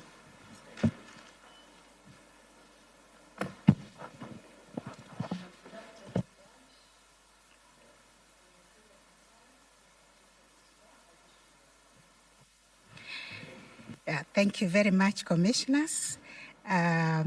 Judge Joseph Kipchumba Kigen Katwa. Yes, my Could lady. you tell us your county and your ethnicity? My county is Elgeyo Marakwet and my ethnicity is Keyo. Very well. Do you know why we ask that intrusive question? I do, my lady. Why? I think for regional balancing and, basically regional balancing, I think. Is it a constitutional imperative? Yes. Which particular article? I can't quite place my finger on the exact article, but I would say it is intended by Article 10, Article 7283, and Article 236. Yes, very well. So now we will start. You were here not long ago, and I think the challenges I have is what questions to ask you, because we recently interviewed you successfully for the judge of the Court of Appeal, and you have hardly been there for 3 months.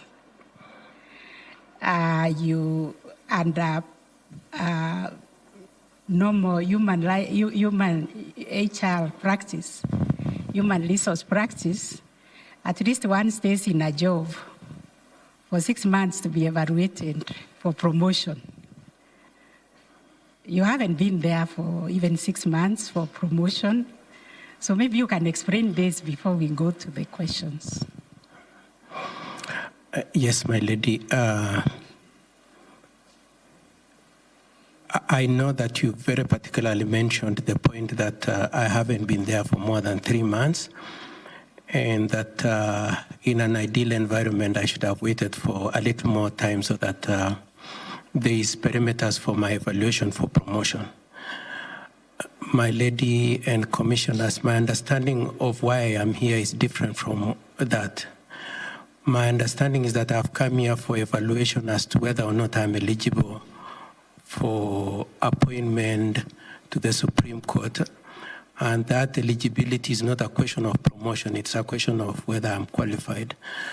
And when I looked at the scoping that was done for a person who can qualify for that office, I thought I met the conditions, and in the circumstances I applied. So, Chair and Commissioners, I'm here very humbly seeking that I be evaluated on my competence to be appointed. And the fact that I may have recently been before you should not be a factor, because I'm not here for a promotion. I'm here for whether I'm competent. I also observed that quite a number of people have come to the Supreme Court directly from outside judiciary. And so judiciary is not necessarily a stepping stone for qualification to qualify for that office.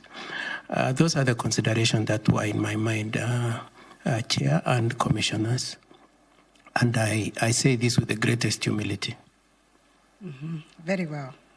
Now, then we can come back and forth to that question of, are you happy in the Court of Appeal? Are you satisfied with being a judge in the Court of Appeal? I am, my lady and commissioners, and thank you very much for having found me deserving to take up that office. I want to express my gratitude to all of you. Mm-hmm. Yes. Yes. So now, we want to hear from you why you think this commission should recommend you for nomination of the office of a judge of the Supreme Court. We want to hear what experiences and skills and knowledge you will bring to this court, and how you're going to leverage them or to locate these skills within the 5 or so jurisdictions of the Supreme Court. Thank you, Chair and Commissioners. I consider myself eligible for consideration to the office of Supreme Court Judge on the premises that, in my estimation, I have a feel and experience of all facets of Kenyan, both as a Kenyan citizen and also my competence in legal practice. I grew up in an environment where, in an environment of want, I went to Kiplombe Primary School, I went to Mother of Apostles Seminary, I then went to St. Patrick's High School, then came to Nairobi University, and through all those levels, it was hard work, enterprise, and studies that took me through all that. I then entered into legal profession now for about 30 years, and I have both national and international experiences. I have represented all cadres of people. I have gone to all legal forums and even non-legal forums, and the wealth of all those experiences, my lady and commissioners, are such that I would contend that makes me very qualified for this. a little more on the issues of where I've appeared. I appeared in tribunals, I appeared before commissions, I appeared before magistrates all the way to the Supreme Court. I have represented judges, I have represented advocates, I have represented other people. I mentioned particularly representing advocates and judges just to make the point that those are the best judges of my competence, and if in their evaluation they thought I could represent them, then it is a strong statement of my competence. I think the type of works I have done, the results I have produced, are such that they also strongly comment on my competence. I will not pretend to know all the law, both in terms of statutes or precedents. I will not pretend. But what I can say for a fact is that I have the competence to identify what the issues are, to be able to analyze them, to be able to research and familiarize myself with what I need to determine. And this is born out of experience. I have represented people outside the country where I've had to learn other legal regimes and systems, and particularly the confluence of common law and civil law at the ICC. I have had to study and analyze the operations of sports law and represented athletes on sports law. And the legal regime, I appeared even long before the legal statutes were quite in place in Kenya. And so there was near vacuum on what we need to look out for. And it was through my research and enterprise that I was able to familiarize myself and be able to represent them. I have also appeared in the East African Court in Arusha, and that required of me to look beyond the statutes that apply in Kenya, to look at the statutes that apply in East Africa and internationally. And the accumulation of all those experiences, my lady and commissioners, are such that I contend that I'm in a position to be of service to the judiciary at the level of the Supreme Court. Thank you very much. We will now move on to another area, and Justice Shale will take it from here. Thank you, Honorable Chief Justice. Judge Keegan, there are concerns expressed by a section of Kenyans yes, as regards your suitability for the position of a Supreme Court judge. Yes. And these concerns were made known to us as the Judicial Service Commission via a letter dated 8th of April 2026, which we have since brought it to your attention. Did you get that letter? No. Oh, I'm sorry. No, I'm hearing it for the first time. But I suspect I know what it could say. Probably just say okay, it. Okay, let me just bring to your attention what the section of Kenyans are saying. They're expressing their misgivings about your candidature. Firstly, they are concerned over the fact that you've been a lawyer for His Excellency President William Ruto, and who is likely to be a candidate in the elections of 2027. The fear that these Kenyans have is that in the event that you're successful and you join the 6 judges in the Supreme Court, and then thereafter there is a petition challenging presidential elections for the year 2027, their fear is that you are likely not to be impartial. What do you have to say to this? Okay, so first of all, it is true I have represented him. May I say that I intend to be as objective and neutral in my discharge of my functions as a judge. And so the fear is well, I can't say it is ill-informed. I can understand the concerns, but I just want to give the assurance that I would be fair and I would only deal with facts and the law. I would also like to say 2 other things, commissioners. The first one is I am aware that that concern has been, and that's why I was saying I have suspicions that of what the letter is, and I must complain that you didn't share the letter with me so that I would have a more structured answer to the question. But let me just answer to this effect.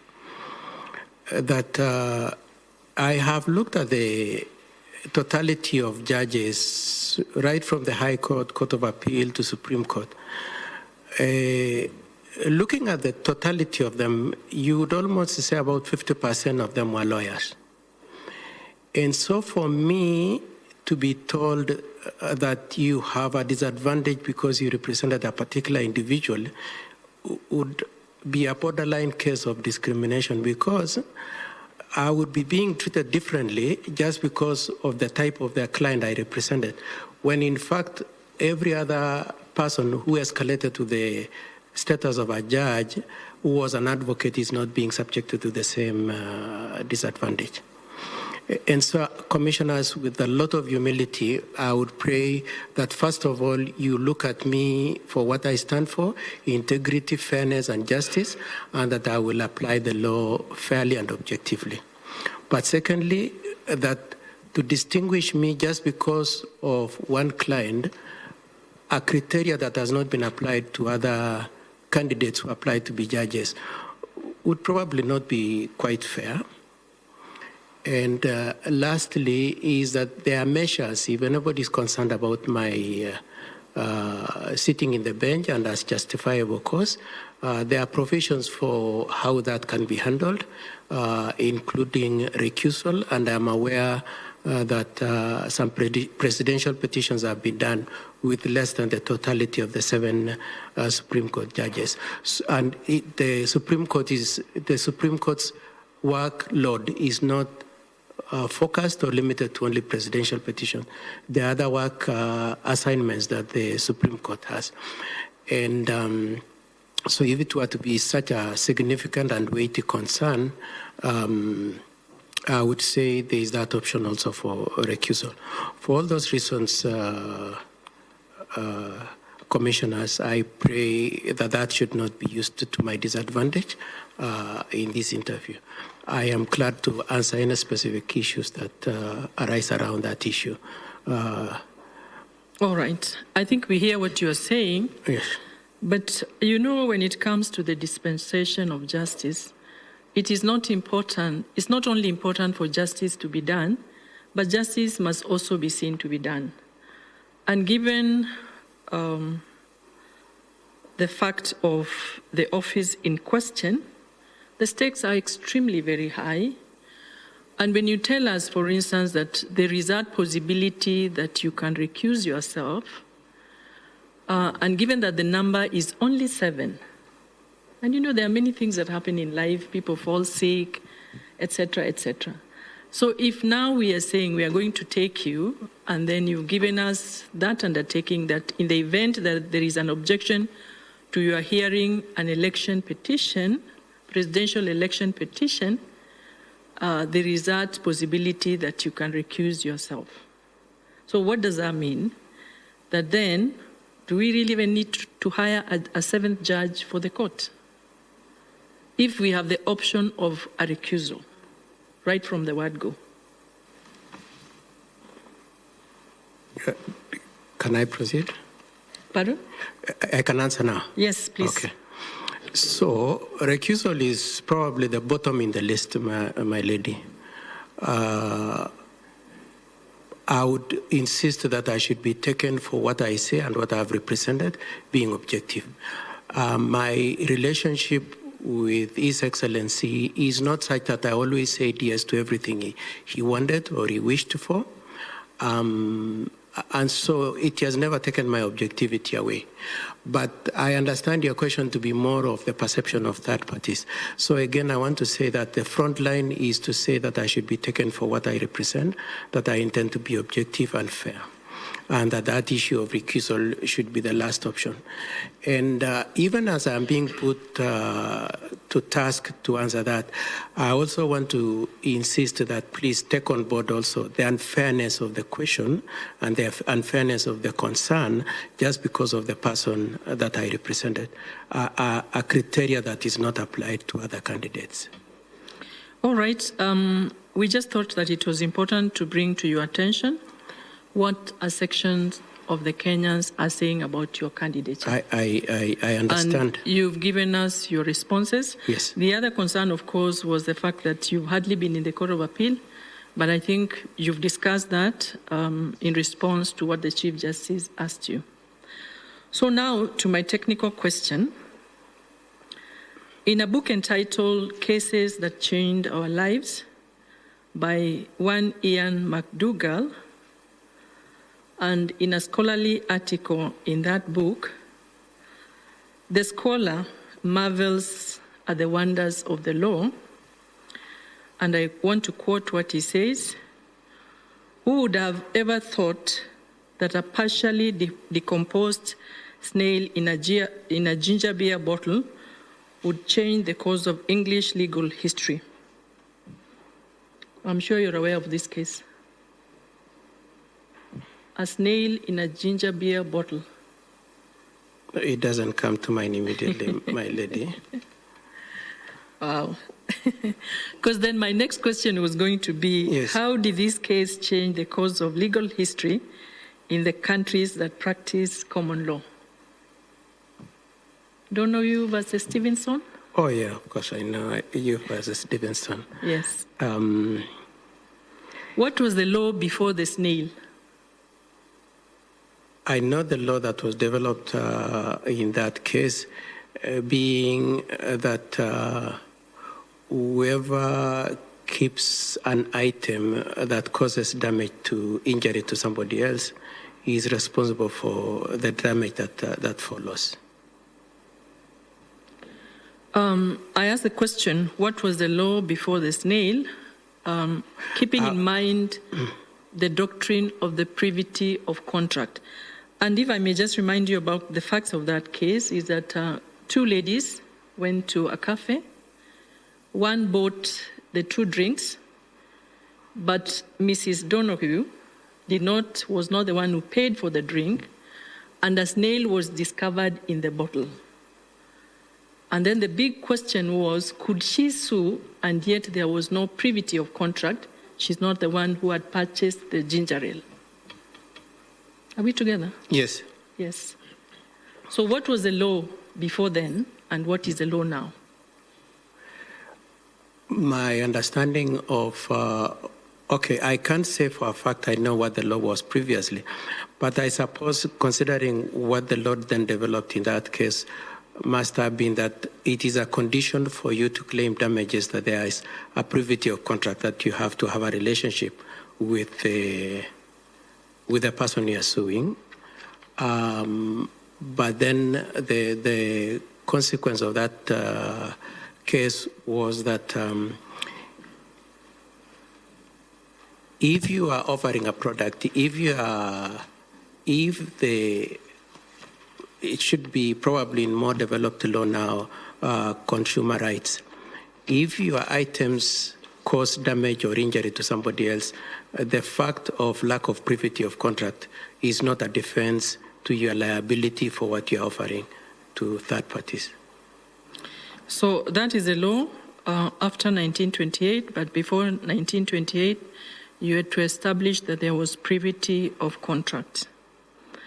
Now, coming back home to the Supreme Court, what are some of the notable jurisprudential decisions that you can say have impacted our lives? How many, my lady? Pardon? How many? Give me 4. Okay. So I think the most remarkable ones for me are 2.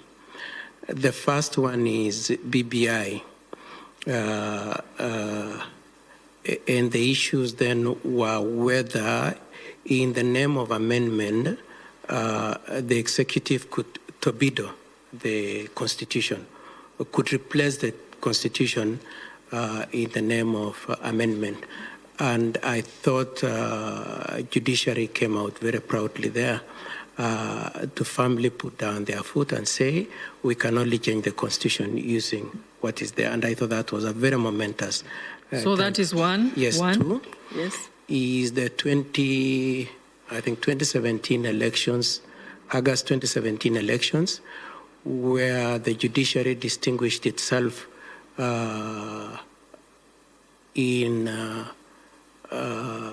refusing to recognize the presidential elections. I did not and do not agree with the reasoning of the court then, but I thought even then we shouldn't miss the point of the independence of the judiciary in making that decision. I thought it was a very momentous and strong statement of the independence of judiciary. I agree with you. Yes. Number three. The third one from the Supreme Court would be the finance bill. For quite some time, I know there has been pull and push between the executive and judiciary, and it entails questions of whether the judiciary is being activist, is overreaching, and is micromanaging the executive. The concept developed in that finance bill, suspension of declaration of invalidity, is a very important measure, because then it gives the executive time to adjust itself to the requirements of the circumstances of the situation. All right. And finally, the fourth one? The fourth one.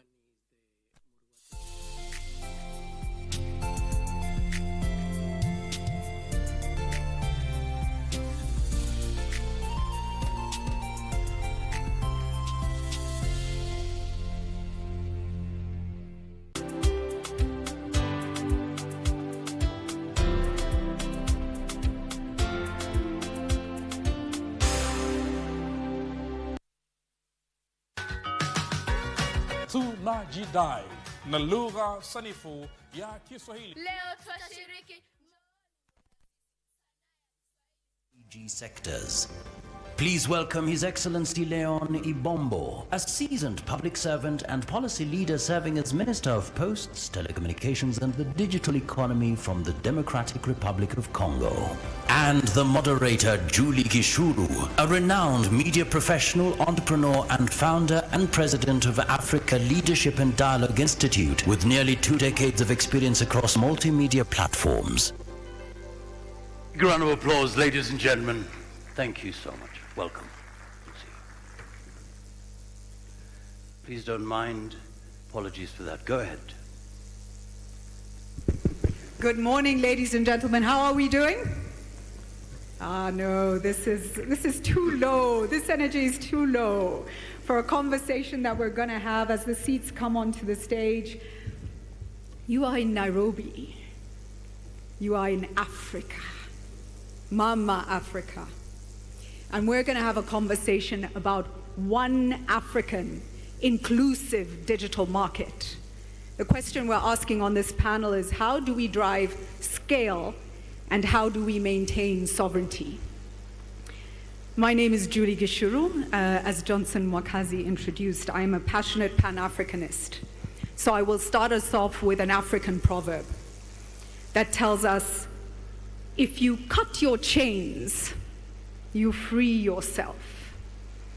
But if you cut your roots, you die. I want you to hold that thought as we go to the panel discussion.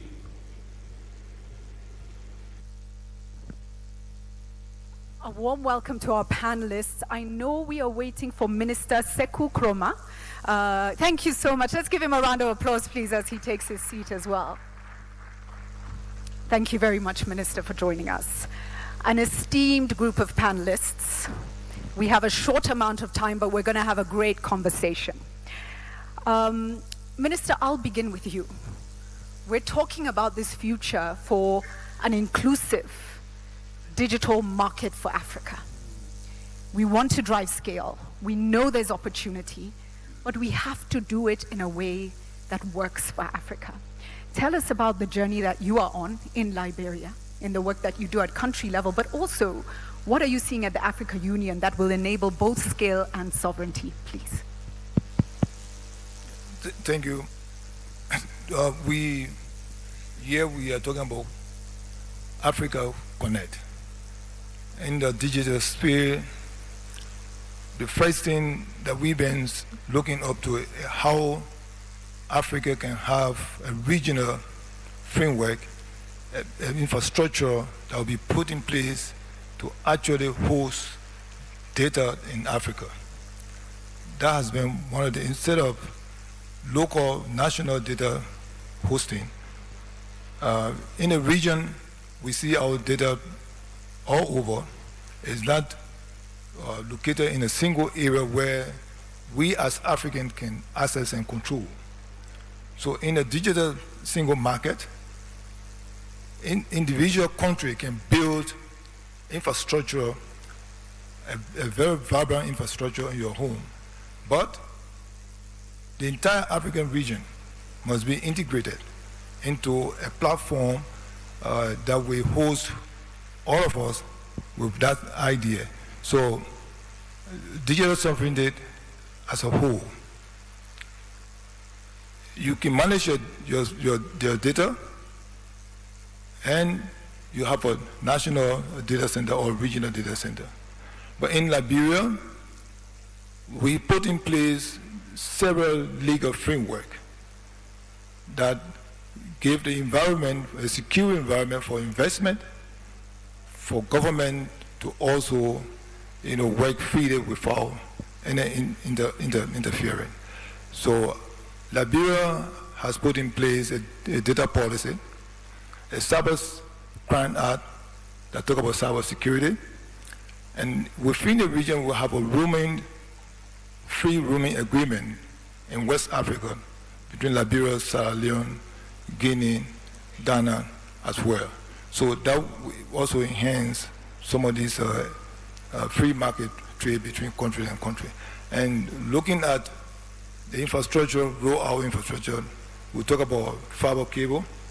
In those areas, Liberia have a single cable.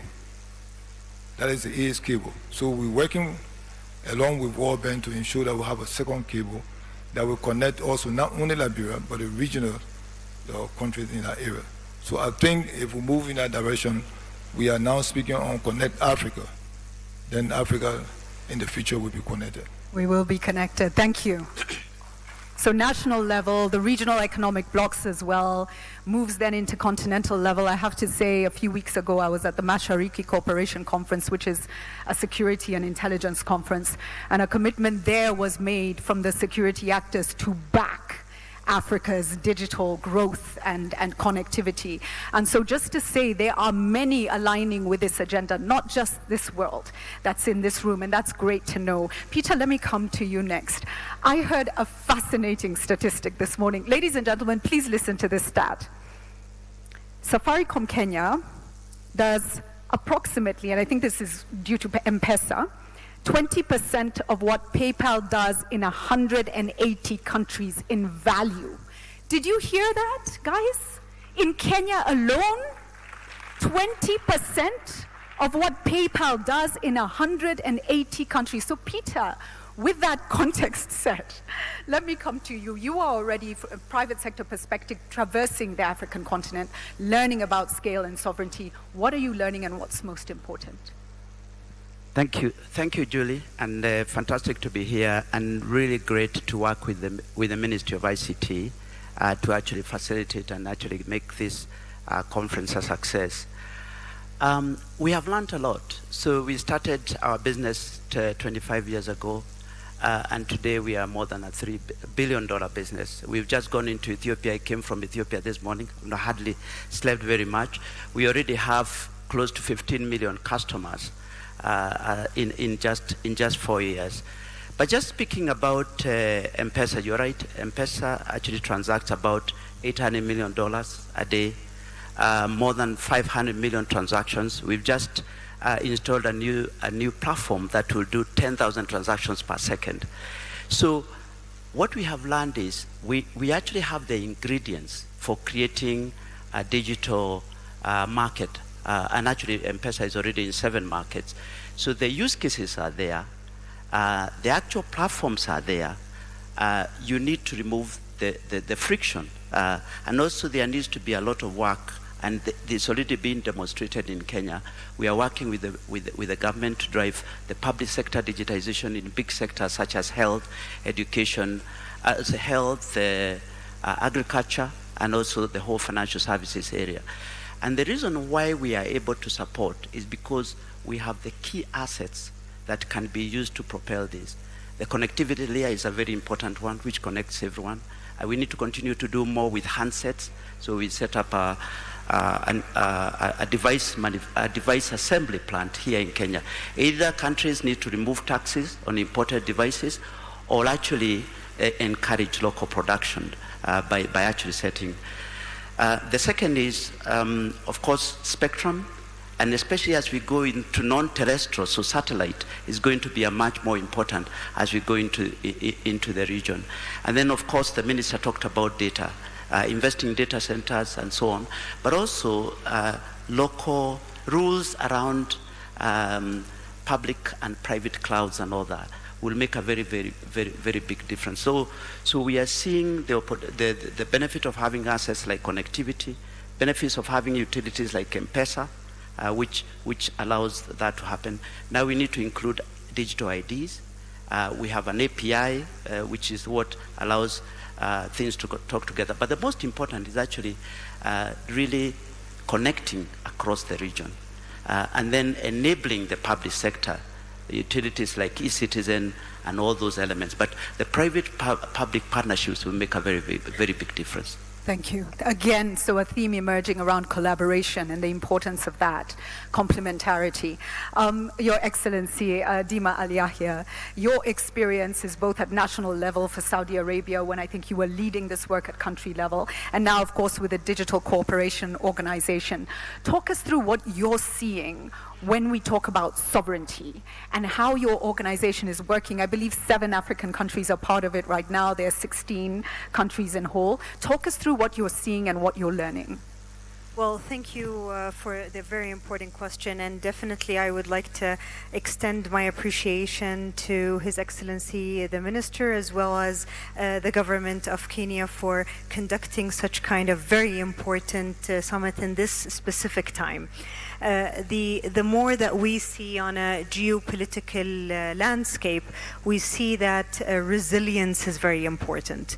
And one country alone will not shift the needle. We need to work together as governments, learn from each other. We truly believe in DCO that every country has a competitive advantage, and that competitive advantage, linking them together, creates the power and creates the impact going forward. And therefore, we look at sovereignty in DCO as joint sovereignty rather than independent sovereignty. If we look, for instance, any technology now has a value chain. As much as a country is advanced, if the countries around the country is not advanced as much, then the use of the local content or these technologies cannot be used externally. Therefore, that investment will be a big loss. If you have a digital passport, you can't use that digital passport if the countries that you're traveling to does not have the same protocols and the same technologies.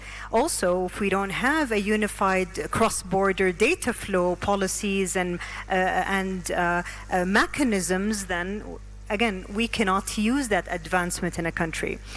We're looking into an era where Africa itself can move from a $20 billion economy in digital economy to a more than $70 billion in 2031. That's by working as a one digital market rather than fragmented 50 plus countries.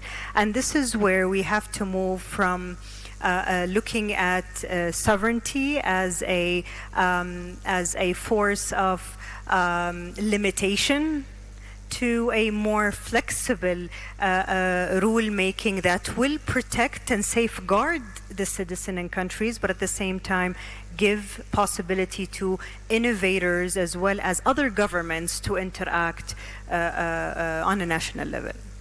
Thank you, and such important work happening there. Let me now introduce our next speaker. Anelia Muller is the Senior Digital Specialist and Project Lead for Kenya at the World Bank. She is representing Chimiao Fan, who is the World Bank Country Director for Kenya, Rwanda, Somalia, and Uganda. Thank you for stepping in and taking this role on. Anelia, take us through how the World Bank sees this. And the World Bank has been a crucial partner for governments. How are you viewing this, and how are you supporting this drive for scale and also sovereignty? Thank you so much, Julie. Thank you, everybody. Honorable members of the government, it's a pleasure to be here. I am not indeed Chimiao Fan. You might have been wondering why there was that picture, and you have this lady sitting here. I have an honor of representing him today. So indeed, on the bank side, we fully believe in the future of digital, and we fully believe in the future of this continent, which is why the bank has created the Digital and AI Vice Presidency, and we are ramping up support across the continent for the priorities that the governments are putting forward. Currently, the bank has over $5 billion committed across the continent to connect over 200 million people to new enhanced internet and over 110 million people to services. Prerequisites are there. Africa Union Digital Transformation Strategy is adopted. Africa Continental Free Trade Protocols have been signed. The commitment to the single market is there. National policies and strategies, multi-annuals are there. So prerequisites are there. What could help us move to the next frontier? And I will rebound on what the Honorable Minister has said, what Peter, you have said, maybe 4 things. First, regulatory harmonization and predictability. Funds flow where policies and regulations, including cross-border, are such that it gives you trust and predictability. Second, removing hurdles for private sector, first and foremost, investment into foundational layers like connectivity. We're talking about waylift charges harmonization, we're talking about spectrum management, we're talking about DIG-1 policy, infrastructure sharing, all of this to ensure the private sector is ready to move in. Third, using public capital wisely. Now, private sector cannot cover all the gaps, and this is where catalytic funds are important, and the bank is ready to support the government in very tight fiscal spaces to provide this catalytic public funding to close the gaps, but close the gaps in a way that can leverage public-private partnerships, can have, let's say, reverse subsidy auctions for infrastructure expansion, and can think about regional solutions rather than national solutions. And fourth, boosting adoption through services, through skills, through affordable devices, and by bringing the prices down. So these are the 4 areas where we are working in, both in Kenya as well as in the other countries on the continent. Thank you, Julie. Thank you so much. We are wrapping up, and in literally 30 seconds, I'm going to ask each of you to say one thing that we must focus on. If there's one thing we must focus on in the next few years, what would that be? Actually, 10 seconds. Peter, let me start with you. Collaboration between private and public sector. Collaboration between private and public sector, please. I would say actually 2 things, if I may. Innovative policy making. Second is triple P new models, which is public, private, and people partnerships. Public, private, and people as well. Love it. Innovation. Yes, please, Anelia. Policy, predictability, and trust. Wow. Thank you. Minister. Thank you. I will look at Africa as a whole. We should also look at the protocols and the regional framework. If government can commit themselves to that, it will actually help in terms of connecting Africa. So, thank you. Thank you so much. Ladies and gentlemen, please, a round of applause for the panel. And as I close, just one moment to say a few more words of African wisdom. There are sayings that we have in our cultures that we must hold on to. One says, a single bracelet does not jingle, and it reminds us we have to work together. Another one that I'm sharing today is when the leg does not walk, the stomach does not eat. We must walk the talk. And thank you. And the final one is the same sun that melts the wax hardens the clay. These are complex things. They're not simple. But there's a role for everyone, and we can move forward together.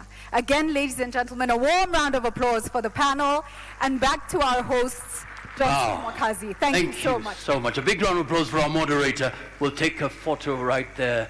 Memorable one. Thank you so much. Give me sound as well. And we really want to appreciate even the first quote. We will, yes, our chains have been cut, but we will never cut our roots. Give me sound, please, ladies and gentlemen. We are ready now to get our opening remarks. And I'd kindly call upon the one who has been at the helm, who will guide us through this particular session. He is the CEO of the ICT Authority, a seasoned digital transformation leader driving Kenya's digital agenda, championing technology as a catalyst for efficient, transparent, and citizen-centered service delivery. Please welcome Jesse Maruti Kiveu. Big round of applause, please.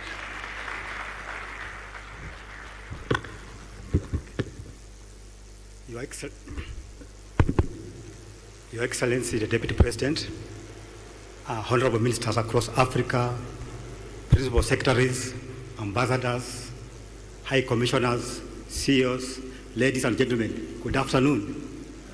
Good afternoon. Thank you so much for honoring our invite and coming for these occasions. Allow me at this juncture to recognize my fellow CEOs across Africa. If you are around, just stand because of time. If you have CEOs around.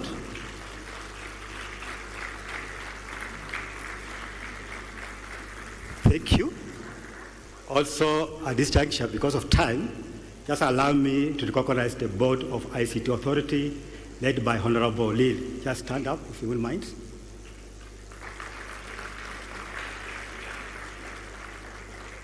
Thank you so much. And I think we are convening for the second day, and the imperative is clear. Invest, align, collaborate, to build a unified digital foundations for Africa. So at this picture, it's my honor to welcome the Principal Secretary for ICT and Digital Economy to take up from here. Welcome, John.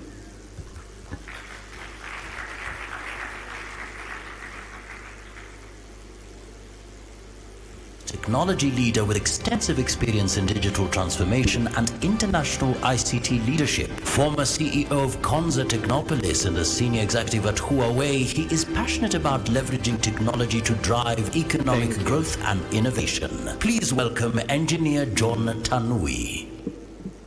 Your Excellency, the Deputy President of the Republic of Kenya, Professor Kithure Kindiki, Your Excellencies, the ministers from the continent, our Cabinet Secretary for ICT and Digital Economy, Honorable William Kaboko, our Minister, Honorable Rebecca Miano, my colleague, Principal Secretaries here, ambassadors, technology leaders, industry leaders, and our partners. Good morning.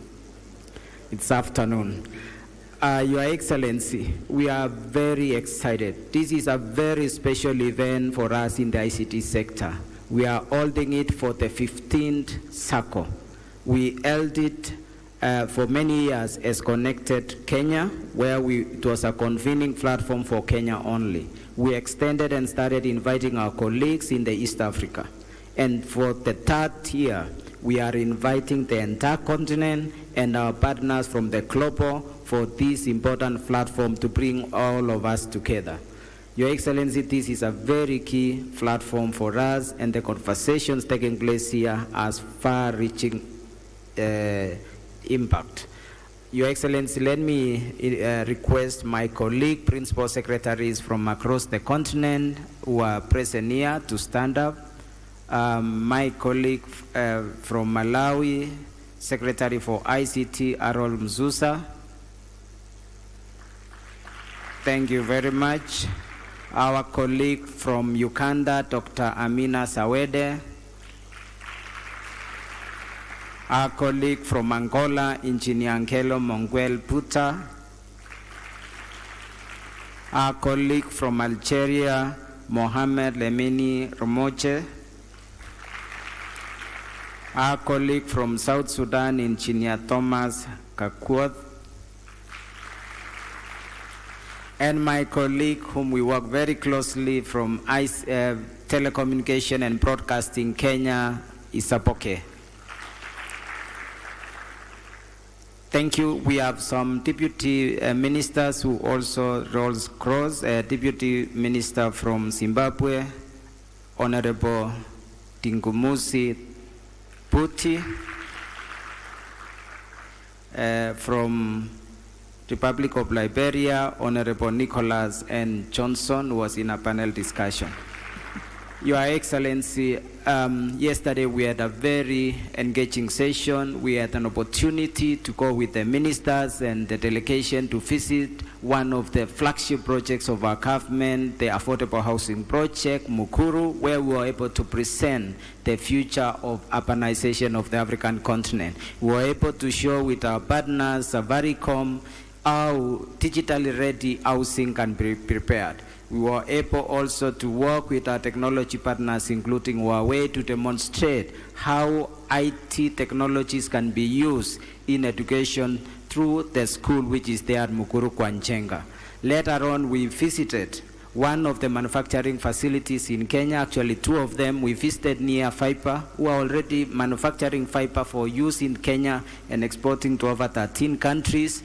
We were able to visit also East African Device Assembly Center, which is already manufacturing devices, and it generated a lot of conversation with the leadership of the continent, and some of the issues our ministers will help to drive to the next level. Later on, we visited Konza Technopolis, where we saw the potential of the continent in urbanization, Science and Technology Park through the Kenya Advanced Institute of Science and Technology, and how manufacturing can be even done at a larger scale, and that generated further conversations. Early this morning, Your Excellency, we also held a breakfast under the leadership of our Cabinet Secretary, and several conversations emerged, including having a one network within the African continent. Why should we have roaming charges? Why should we have internetwork charges? We also saw how do we unlock the borders for digital trade, how to ensure products like the smartphones can cross the continent, and there's going to be a lot of discussion in regards to this going forward. So I'll stop there, Your Excellency, and take this opportunity to invite our Cabinet Secretary, Honorable William Kaboko, to give his remarks. Karibu sana. He is the Cabinet Secretary for Information, Communication and the Digital Economy, a seasoned leader and entrepreneur with extensive experience in governance and public service. The pioneer governor of Kiambu County and Member of Parliament, he brings strong expertise in leadership, finance and digital transformation. Please welcome Honorable William Kavoko. Thank you, Your Excellency, the Deputy President of the Republic of Kenya, the Honorable Professor Abraham Kithure Kindiki, my friend. We are really delighted and honored to have you officially open this summit, and we appreciate the support of the government of the President, His Excellency William Samoei Ruto. You will pass our regards and thanks to him to have participated in a discussion between yourself and me a couple of days ago, where you actually accepted to grace this occasion. We don't take that for granted. Your Excellency, Madame Dina, Secretary General of the Digital Cooperation Organization, Honorable Ministers present, and Your Excellency, allow me just to mention the ministers present, the Honorable Seko, Republic of Liberia, he was on the panel. Honorable Dr. Shadrach from the Republic of Malawi, the Honorable Attorney, Republic of South Sudan, Honorable Chris, Republic of Uganda, and this afternoon we'll be joined by the Honorable Mourana, joining us from Guinea this afternoon. He missed his flight earlier this morning. Allow me also to recognize our own, the Minister of Kenya for Tourism, Rebecca Miano, Your Excellency. Karibu sana. Amongst us also is the Honorable Moses Kuria, who is known for many things, a good gentleman. And I'm not sure why he was forgotten. Allow me, Your Excellency, just to give an overview so that you can come and speak to us. And before that, you will indulge me to allow the Minister from Malawi to make a remark, as we also allow our Minister for Tourism to pitch on these good men and women so that our tourism can grow. We're equally privileged, Your Excellency, to have many delegations here that have not been mentioned. Please feel appreciated. Your Excellency, on my own behalf, and on behalf of the Ministry of Information, Communication and Digital Economy, it is my honor to receive you and all delegations here present to this great Republic of Kenya, and more so the city in the sun here in Nairobi. Your Excellency, I failed to warn these people that we have the 4 weathers on the same day. So some came warm dressed, some came summer dressed, but all in all, enjoy the weather in Nairobi.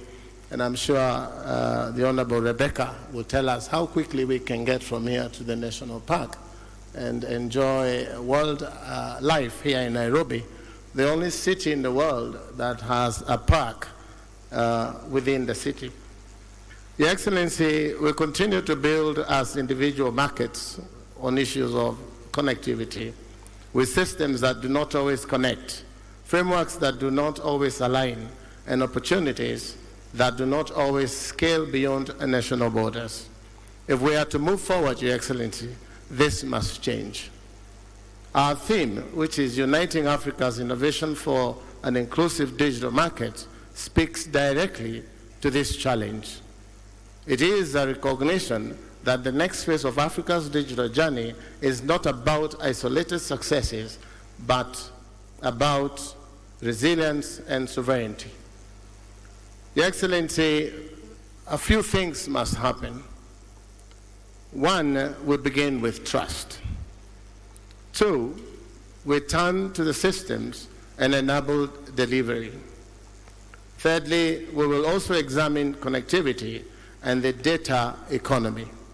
Finally, Your Excellency, we'll conclude with people, because Africa's digital future will ultimately be shaped by the young people who will build, use, and scale this system. It is therefore my hope that over the next 2 days, we will move with purpose, clarity, and a shared commitment to delivery. With those few remarks, Your Excellency, allow me to invite Dr. Shadrach, MP, Minister of Information and Communication Technology of the Republic of Malawi, just to make a few remarks, and then I will invite our own Rebecca Miano, Your Excellency, to come and tell us about tourism in Kenya. I thank you. Karibu, Mheshimiwa.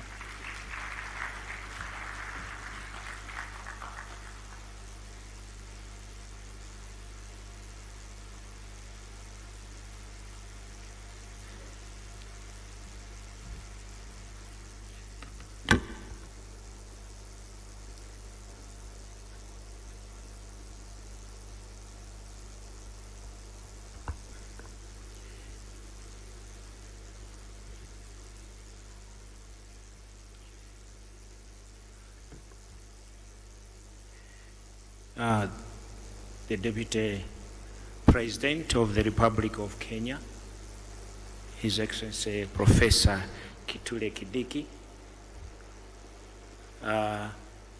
distinguished ministers gathered here, Your Excellencies in the room, leaders from the industry and academia, ladies and gentlemen, and you allow me also to ride on the protocols already established.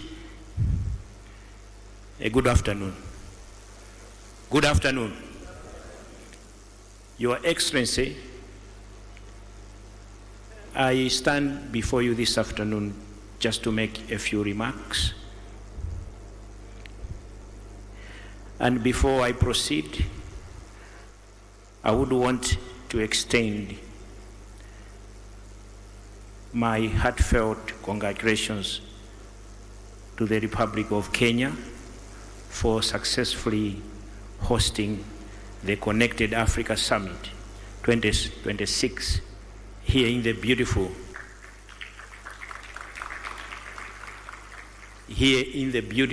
and hospitable city of Nairobi.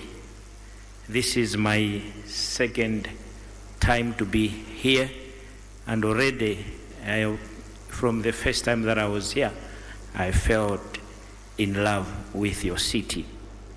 Indeed, Your Excellency, it is fitting that this important gathering is taking place in a country that continues to demonstrate leadership on the continent in ICT.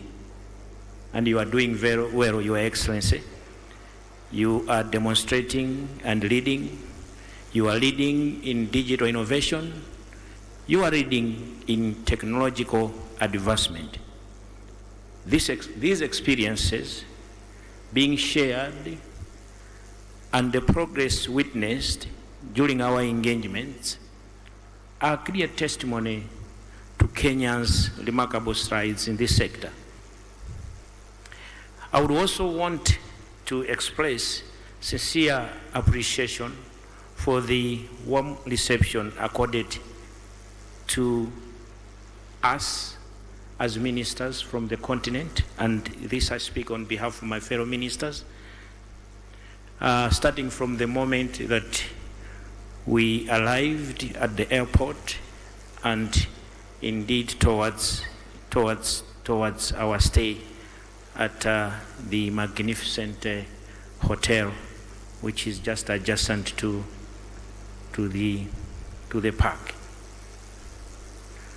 Indeed, your hospitality is truly exceptional, and thank you very much for that hospitality. Your Excellency, Connected Africa Summit, convened under the theme Uniting Africa's Innovation for Inclusive Digital Market, comes at a defining moment in our continent's journey. We gather at a time when technology is no longer merely a supporting sector, but the backbone of economic growth, regional integration, and socio-economic transformation. Africa today stands at the intersection of opportunity and agency. As the youngest continent in the world, rich in talent, innovation, and resilience, we possess unmatched demographic advantage. However, as you may agree with me, unlocking this potential requires us to leverage technology as a unifying force across our nations. We have an African proverb that says, if you want to go far, you have to go together. Indeed, we are witnessing that resolve, that together as Africans, we must indeed go far, and all of us get connected for the benefit of our people. Digital infrastructure, digital skills, and digital services are now the key instruments of integration. Through platforms such as African Continental Free Trade, we are already witnessing how digital trade across border data flows and digital payments are beginning to unify markets across borders. Technology, therefore, has the ability to connect our people, integrate our economies. And true, this transformation cannot happen by default. It must be intentional, deliberate, and coordinated. Your Excellency, my fellow minister also took us through what we did yesterday, and also the Principal Secretary. It was a wonderful day. We went to the Mukuru Affordable Housing Project, very transformative, to see how you developing up, the urban housing, but also leveraging on technology. We went to East Africa Device Assembly, Kenya. We also saw what the young people there are doing. We challenged and the issues of how we can, as Africans, come together and ensure that we get the devices affordable in our countries, but also accessible in our countries, and the issues of taxation and so forth. We've been challenged throughout the visit already, but I have one message which we will be taking home, that now Africa must move beyond consumption. We should stop being consumers of technology elsewhere, but we must now begin to be producers of our own technology. And that's a resolve that we must make as Africa. We must begin to manufacture and assemble our own digital devices, develop our own platforms and solutions, build smart cities tailored to African realities, and invest in research institutions that drive innovation at a scale. I'll cut my speech because it's very long, and I wouldn't want to bother you with, but just to say, as I conclude, that Your Excellency, your visit here underscores the importance of the discussions that we are having at this summit. And I must congratulate you, together with the President, the tone that you have taken. Oftentimes, reforms lack the drive from the leadership at the top. And we would want also to encourage you, our leaders, to drive this digital transformation. I have an example in our country that our President has taken it upon himself to say, we are embracing digital technology. Each and every ministry must embrace digital. This is no era for paper-based communication, paper-based platforms. So, with the same, I see that your government, and me being a politician, I see that your government, you're doing the right things, and I see that the people of Kenya are going to trust you yet with another mandate.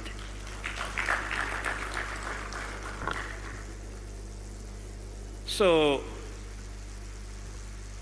without taking much of your valuable time, let me thank you for giving us the opportunity on behalf of my fellow ministers to say a word or two, and let me invite my host to take it from here. But thank you very much.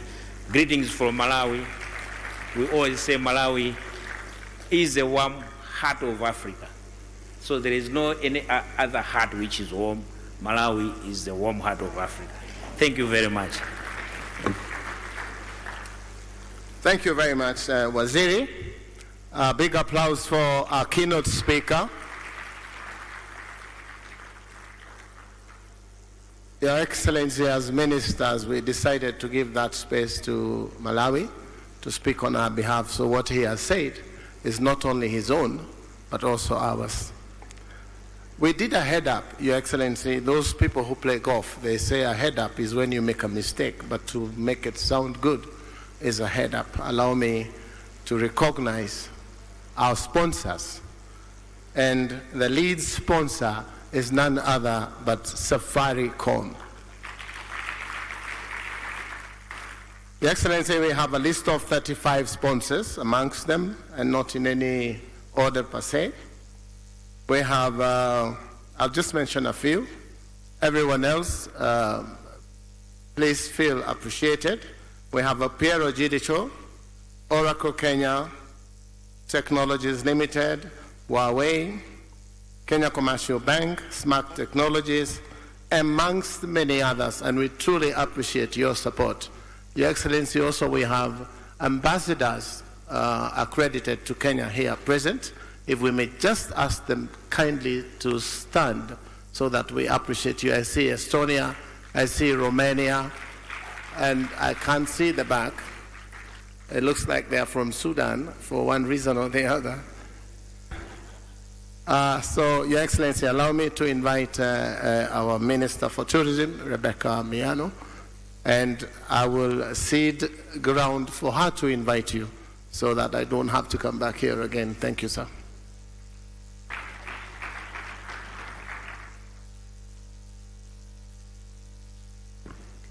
Your Excellency, the Deputy President of the Republic of Kenya, Professor Kithure Kindiki, Honorable Ministers, distinguished delegates, ladies and gentlemen, good afternoon and welcome to magical Kenya. We are saying Kenya is the origin of wonder. Let me begin with a story, a very short one.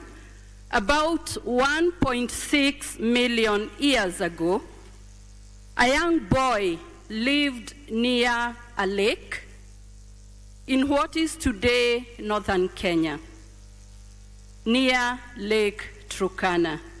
He was 13 years old when he died, and when his remains were discovered in 1984, he changed everything we thought we knew about where humanity began. We call him Turkana Boy. And he's proved that Kenya is not just the origin of wildlife or safari. Kenya is the origin of us. So, welcome home. That is why origin of wonder is not a marketing word for us. It is what people truly feel when they arrive. That moment of being stopped in their tracks by something they did not know the world still had. Something you may not have known about Kenya. Kenya has taken deliberate steps to align tourism with Africa's digital future.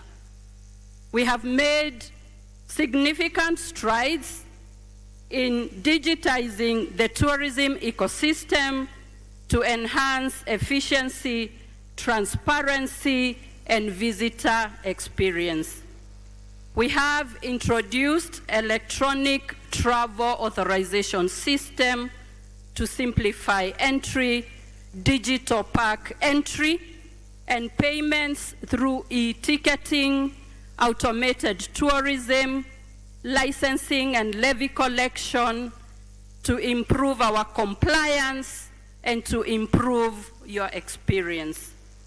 These efforts are part of a broader national digital strategy and partnerships aimed at equipping the entire tourism ecosystem while unlocking opportunities for our youth through content creation and tech-driven solutions and marketing. As we gather here at the Connected Africa Summit, the question is no longer whether we can transform tourism through technology. It is how we scale these efforts across the continent. Indeed, the future of tourism here in Kenya is digital. Honorable ministers and the distinguished delegates attending today, I was given only 2 minutes. I'll therefore invite you to turn your attention to the screen for a short video to reintroduce Kenya to you through our tourism manifesto.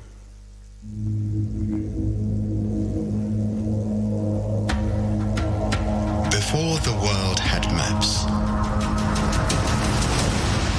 there was Kenya. Before language, there was rhythm. Before time had a name, there were footsteps across this red earth. This is not just a place. It's a pulse. It's the breath of the wild. The whisper of ancestors in the wind. The drumbeat in your chest you thought was yours alone.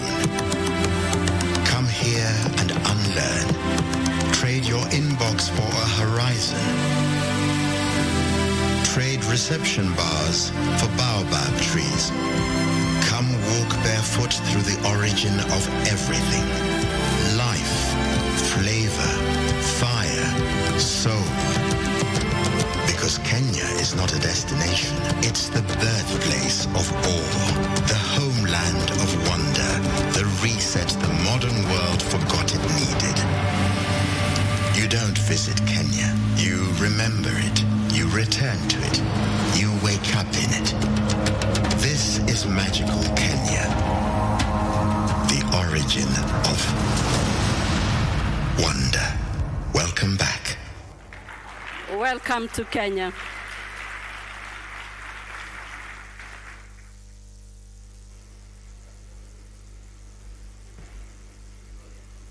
Welcome to magical Kenya. It is now my honor and humble duty to invite His Excellency, the Deputy President of the Republic of Kenya, Professor Kithure Kindiki, to address you. Welcome, He sir. is the Deputy President of the Republic of Kenya, a distinguished professor of law and seasoned public servant with extensive experience in governance, security, and international law. Having served as Cabinet Secretary for Interior and a long-serving senator, he brings deep expertise in leadership, policy, and national development. Please welcome His Excellency, Professor Kithure Kindiki. Thank you very much. Be seated. I think after Rebecca succeeded in what her intention was, she forgot the other people around.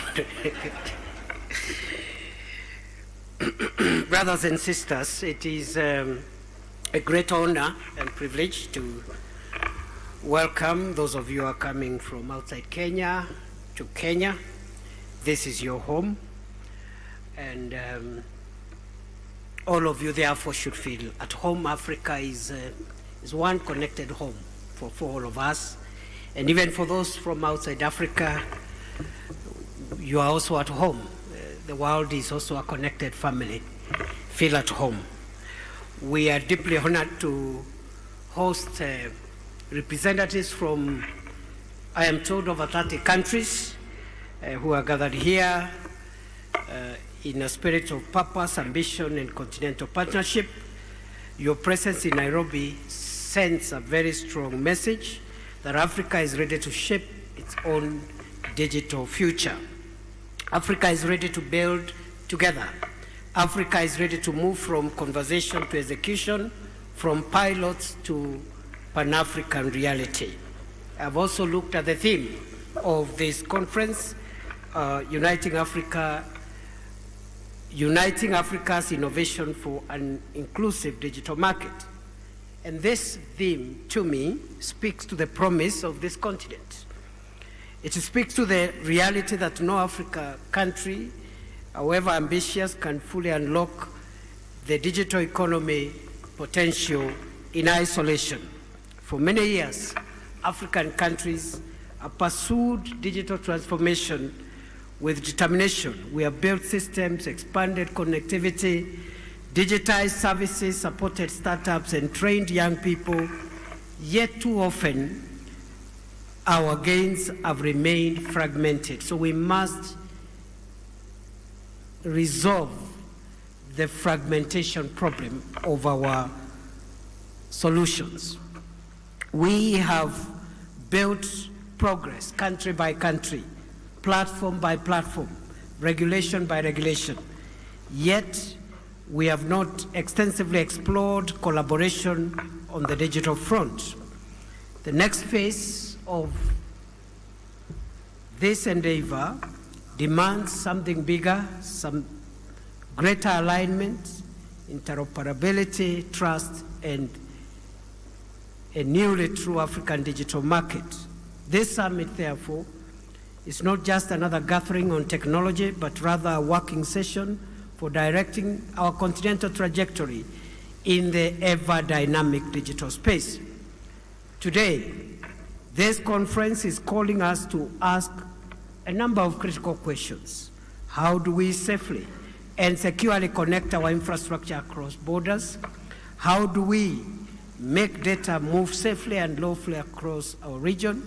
How do we make payments efficient, cheaper, and more trusted? How do we support African innovators to scale beyond their home countries? How do we ensure that the digital transformation reaches the village, the farmer, the student, the micro trader, and small business owner, and the public servant? Those are the questions. And these are not just technical questions. They are socioeconomic and governance inquiries central to the future of Africa.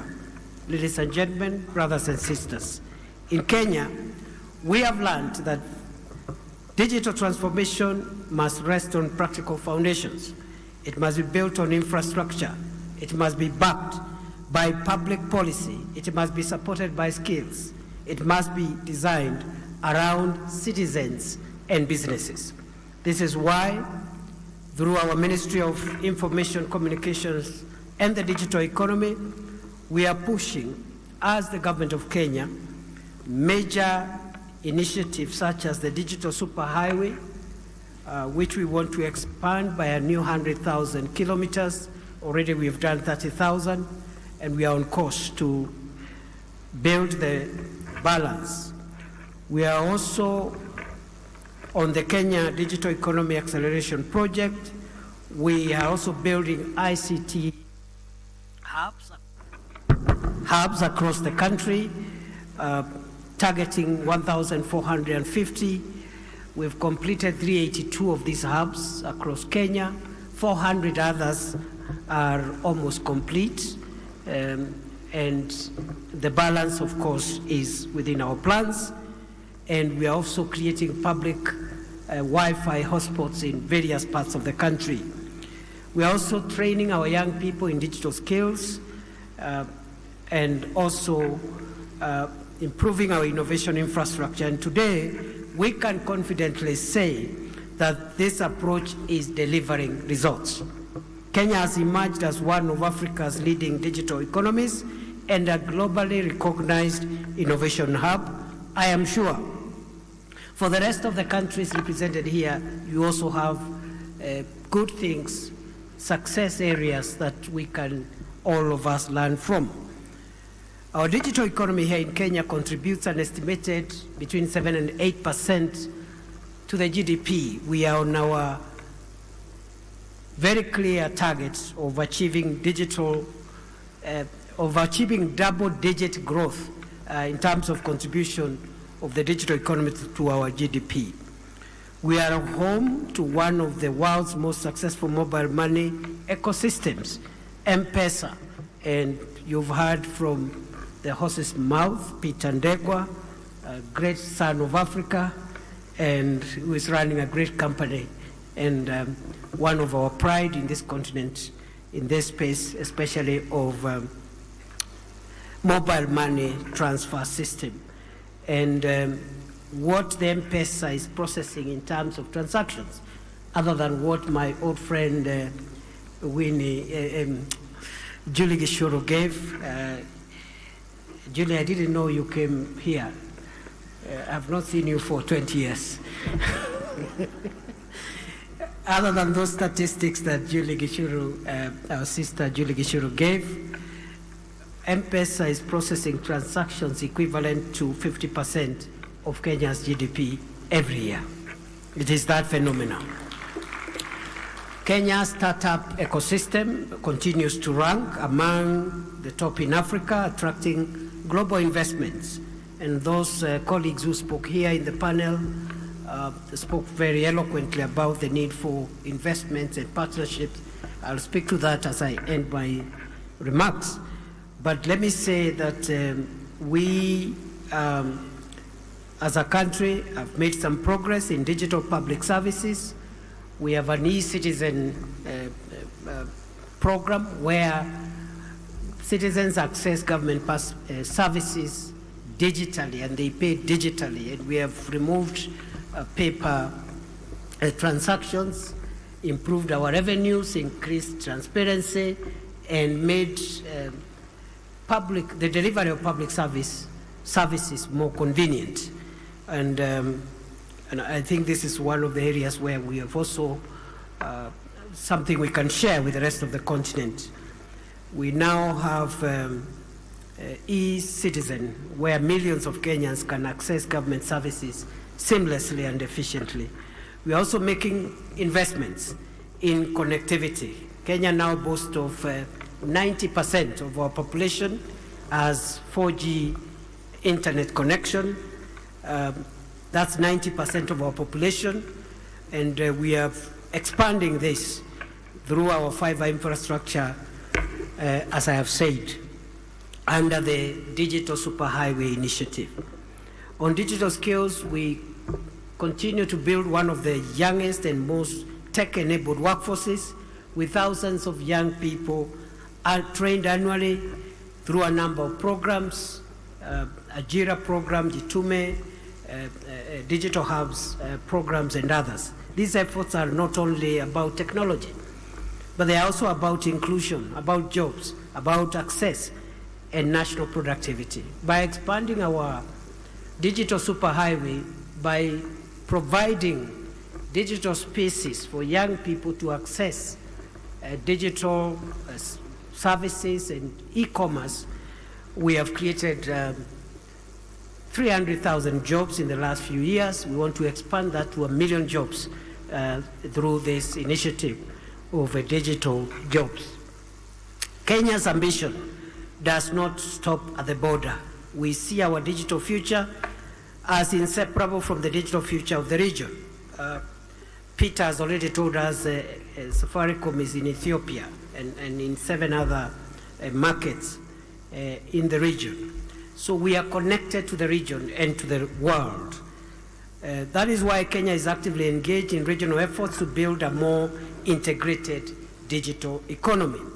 Through the East Africa Regional Digital Integration Project, our region is working towards a stronger broadband connectivity and a better enabling environment for cross-border digital services. Through the East African community, there are ongoing efforts to harmonize cross-border data flow frameworks and build common standards for cross-border payments. The same is going to happen under now the Africa Continental Free Trade Area arrangement, the same that we are now doing under ESC. Regional and continental digital integration remains an urgent call for all of us. Our nations cannot afford digital islands. The future certainly belongs to those consolidating efforts towards connecting policy with infrastructure, infrastructure with enterprise, and enterprise with the people. Ladies and gentlemen, as has been said by other speakers, we have talent, we have ideas, we have innovation, we have passion. What we must now build is a bridge between innovation and practical delivery. I am encouraged that this summit is not just about discussion, but about structure. I therefore urge us to come up with actionable outcomes, digitally connecting Africa, embracing innovation, and decisively advancing our collective efforts towards a sustainable and futuristic digital continent as a matter of duty.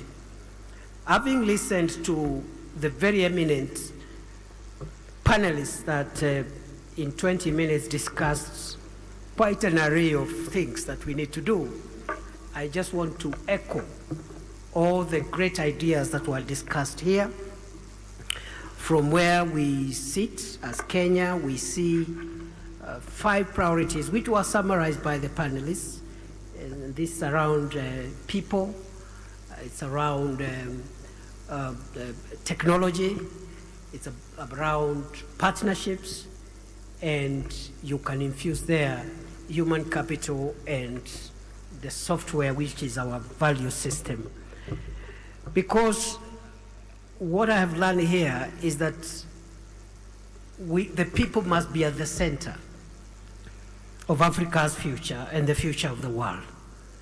And it's the people in terms of inclusion, the people, the entire spectrum of the people must help us define our future, including the youth, including women, including all shades of, all segments of the people.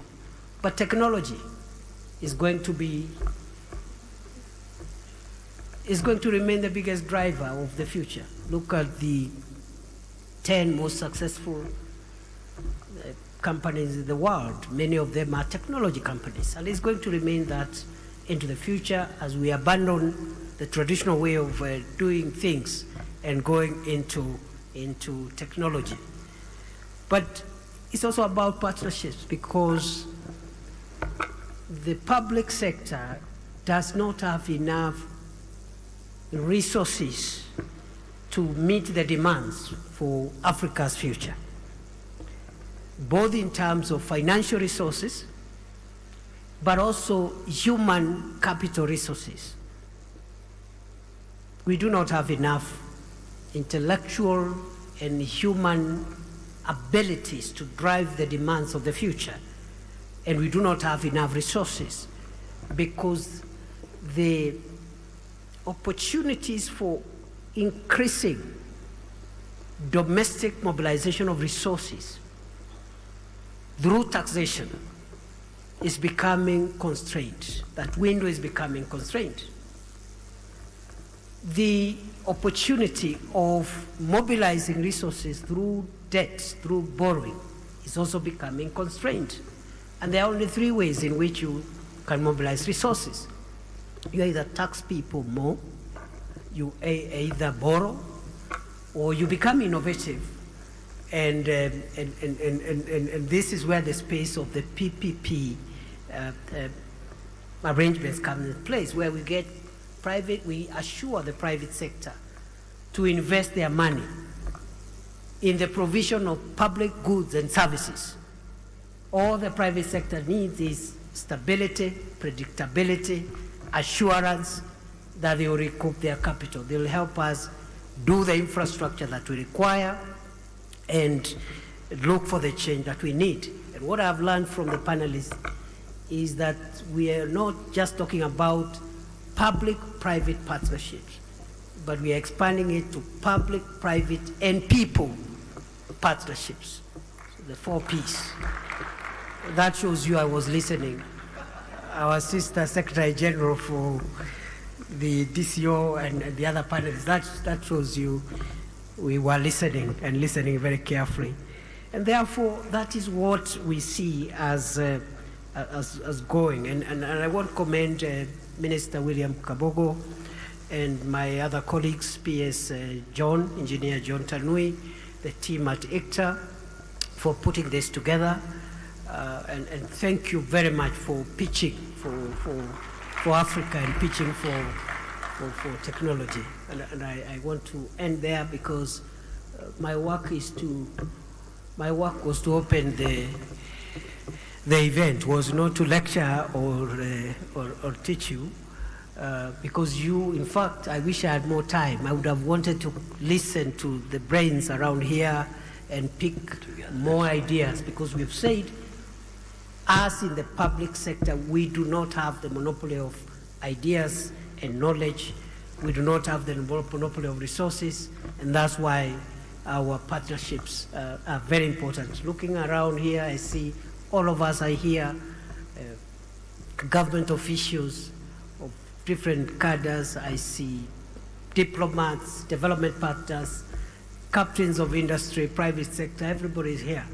And I hope the next one, you'll also invite someone from we need to see a bit of inclusion. We want to see users of ICT technology from the depths of Africa who can come and also address a meeting like this about their experiences, what they are doing, using ICT in their businesses and other things that they are doing from the countryside. Ordinary folks who would never have imagined that technology can bring them the kind of inclusion that they are experiencing. I have seen wonderful startups generated by young people who are not the urban type, not the ones living in Nairobi and other cities, but these are startups which have been developed by young people who are from the depths of our countries. And the only thing that enabled them to develop that startup or that business idea is availability, connectivity, access to internet, and access to infrastructure, the devices that they use to do their job.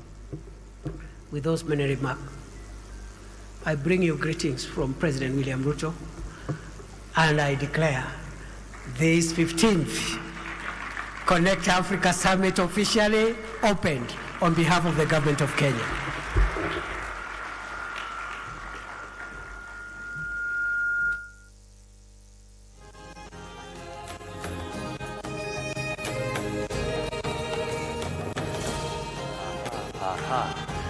Big round of applause once again. We are now ready for the launch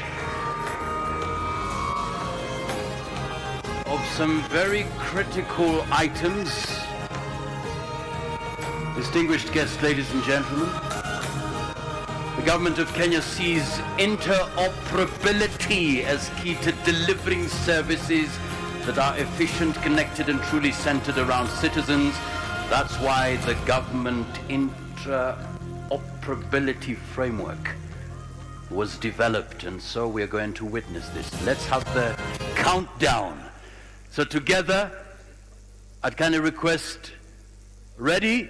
Let's go 3, 2, and 1. Give a sound, ladies and gentlemen. There we go. That's the government interoperability framework, developed to create a clear, standardized way for systems across ministries, departments, and agencies to seamlessly share data and work together securely. And we'll now move straight to the photo session. We'd kindly request Your Excellency to come to the front. For the rest of us, we can kindly take our seats.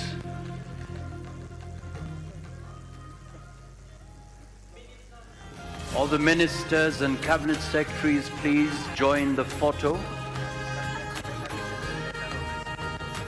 Let's have the cabinet secretaries and ministers joining the photo session. Thank you so much. After that, ICT Authority, please be on standby. But for now, ministers and cabinet secretaries, welcome to the photo session. All right, we're ready for the photo session. Welcome, honorable members. Thank you so much. Are we ready? Thank you so much.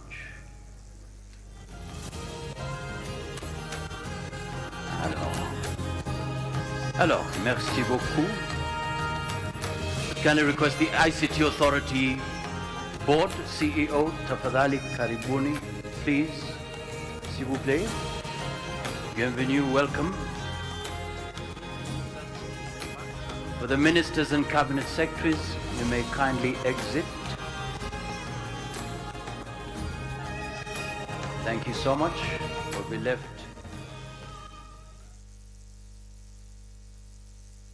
So much will be left by His Excellency.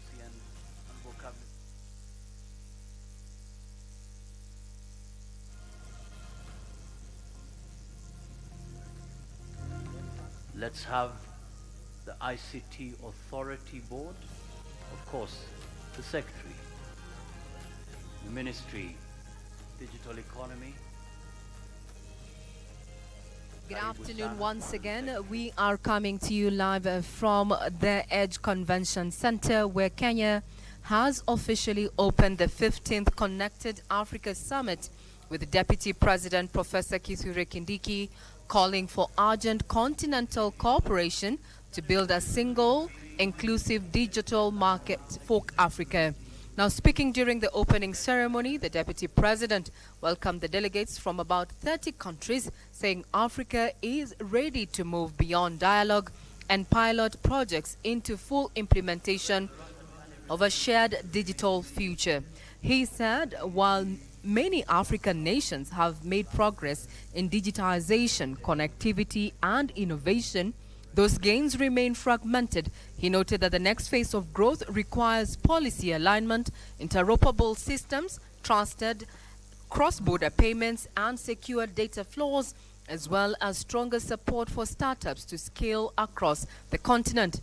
Professor Kindiki has gone further to highlight Kenya's own digital progress, saying the country's digital economy now contributes an estimated 7 to 8% of GDP, with potential for double-digit growth. He also cited Kenya's globally recognized mobile money ecosystems led by M-Pesa, a strong startup activity in Nairobi. On regional integration, the Deputy President said Kenya is actively supporting efforts through the East African Community and wider regional projects to harmonize digital regulations, improve broadband links, and enable cross-border digital trade. He thus urged summit participants to focus on practical outcomes that connect innovation with delivery, saying Africa cannot afford to remain a collection of digital islands. That puts a cap on the official launch of the Connected Summit here in Nairobi as it enters its day 2. We'll continue keeping tabs on the outcomes of this particular summit that has been termed as a game changer to matters technology. Now we hand you over to normal broadcasting with the lunchtime news coming up in not too long. I'm Regina Manyara. Back to you, Broadcasting House.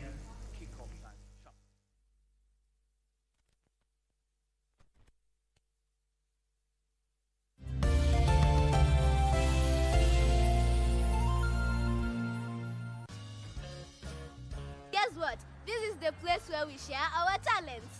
Create amazing art, cook up yummy food, tell magical stories, sing, dance, and have lots of fun. I decided let me join Taekwondo because I've seen many people using those skills for self-defense. Kazi zetu tukipewa, twasimamia wenyewe. Belle mama, belle ami. We are going to meet a sly python and a clever butterfly. And today we're going to learn how to make a shell-faced lion.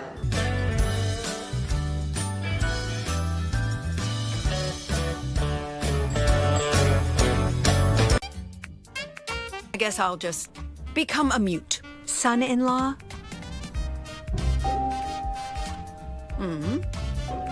What stage are you guys at? Is it good? I've already got an itinerary. You don't need a visa. We can go anytime. There's Tirta Empul Temple and Ubud Palace. What's wrong? You just need a passport? After the holidays, go home and get one. If I can't do something as simple as that, then my life is just the hotel. This apartment, noodles, and beef tripe. That's it. Under the Kenya Kwanza administration, the city is becoming a model of modern African progress where vision meets delivery. The developments that are taking place within the Bomas International Convention Complex will be a game changer for this country. The cost for transplant goes to around 650,000 and all will be paid by SHA. Na zile pesa tulikuwa tunalipa ilikuwa mingi sana. Hii shule iko free. All flagship projects are in advanced construction. Every project tells one story, that Kenya can dream boldly, build confidently, and deliver faithfully.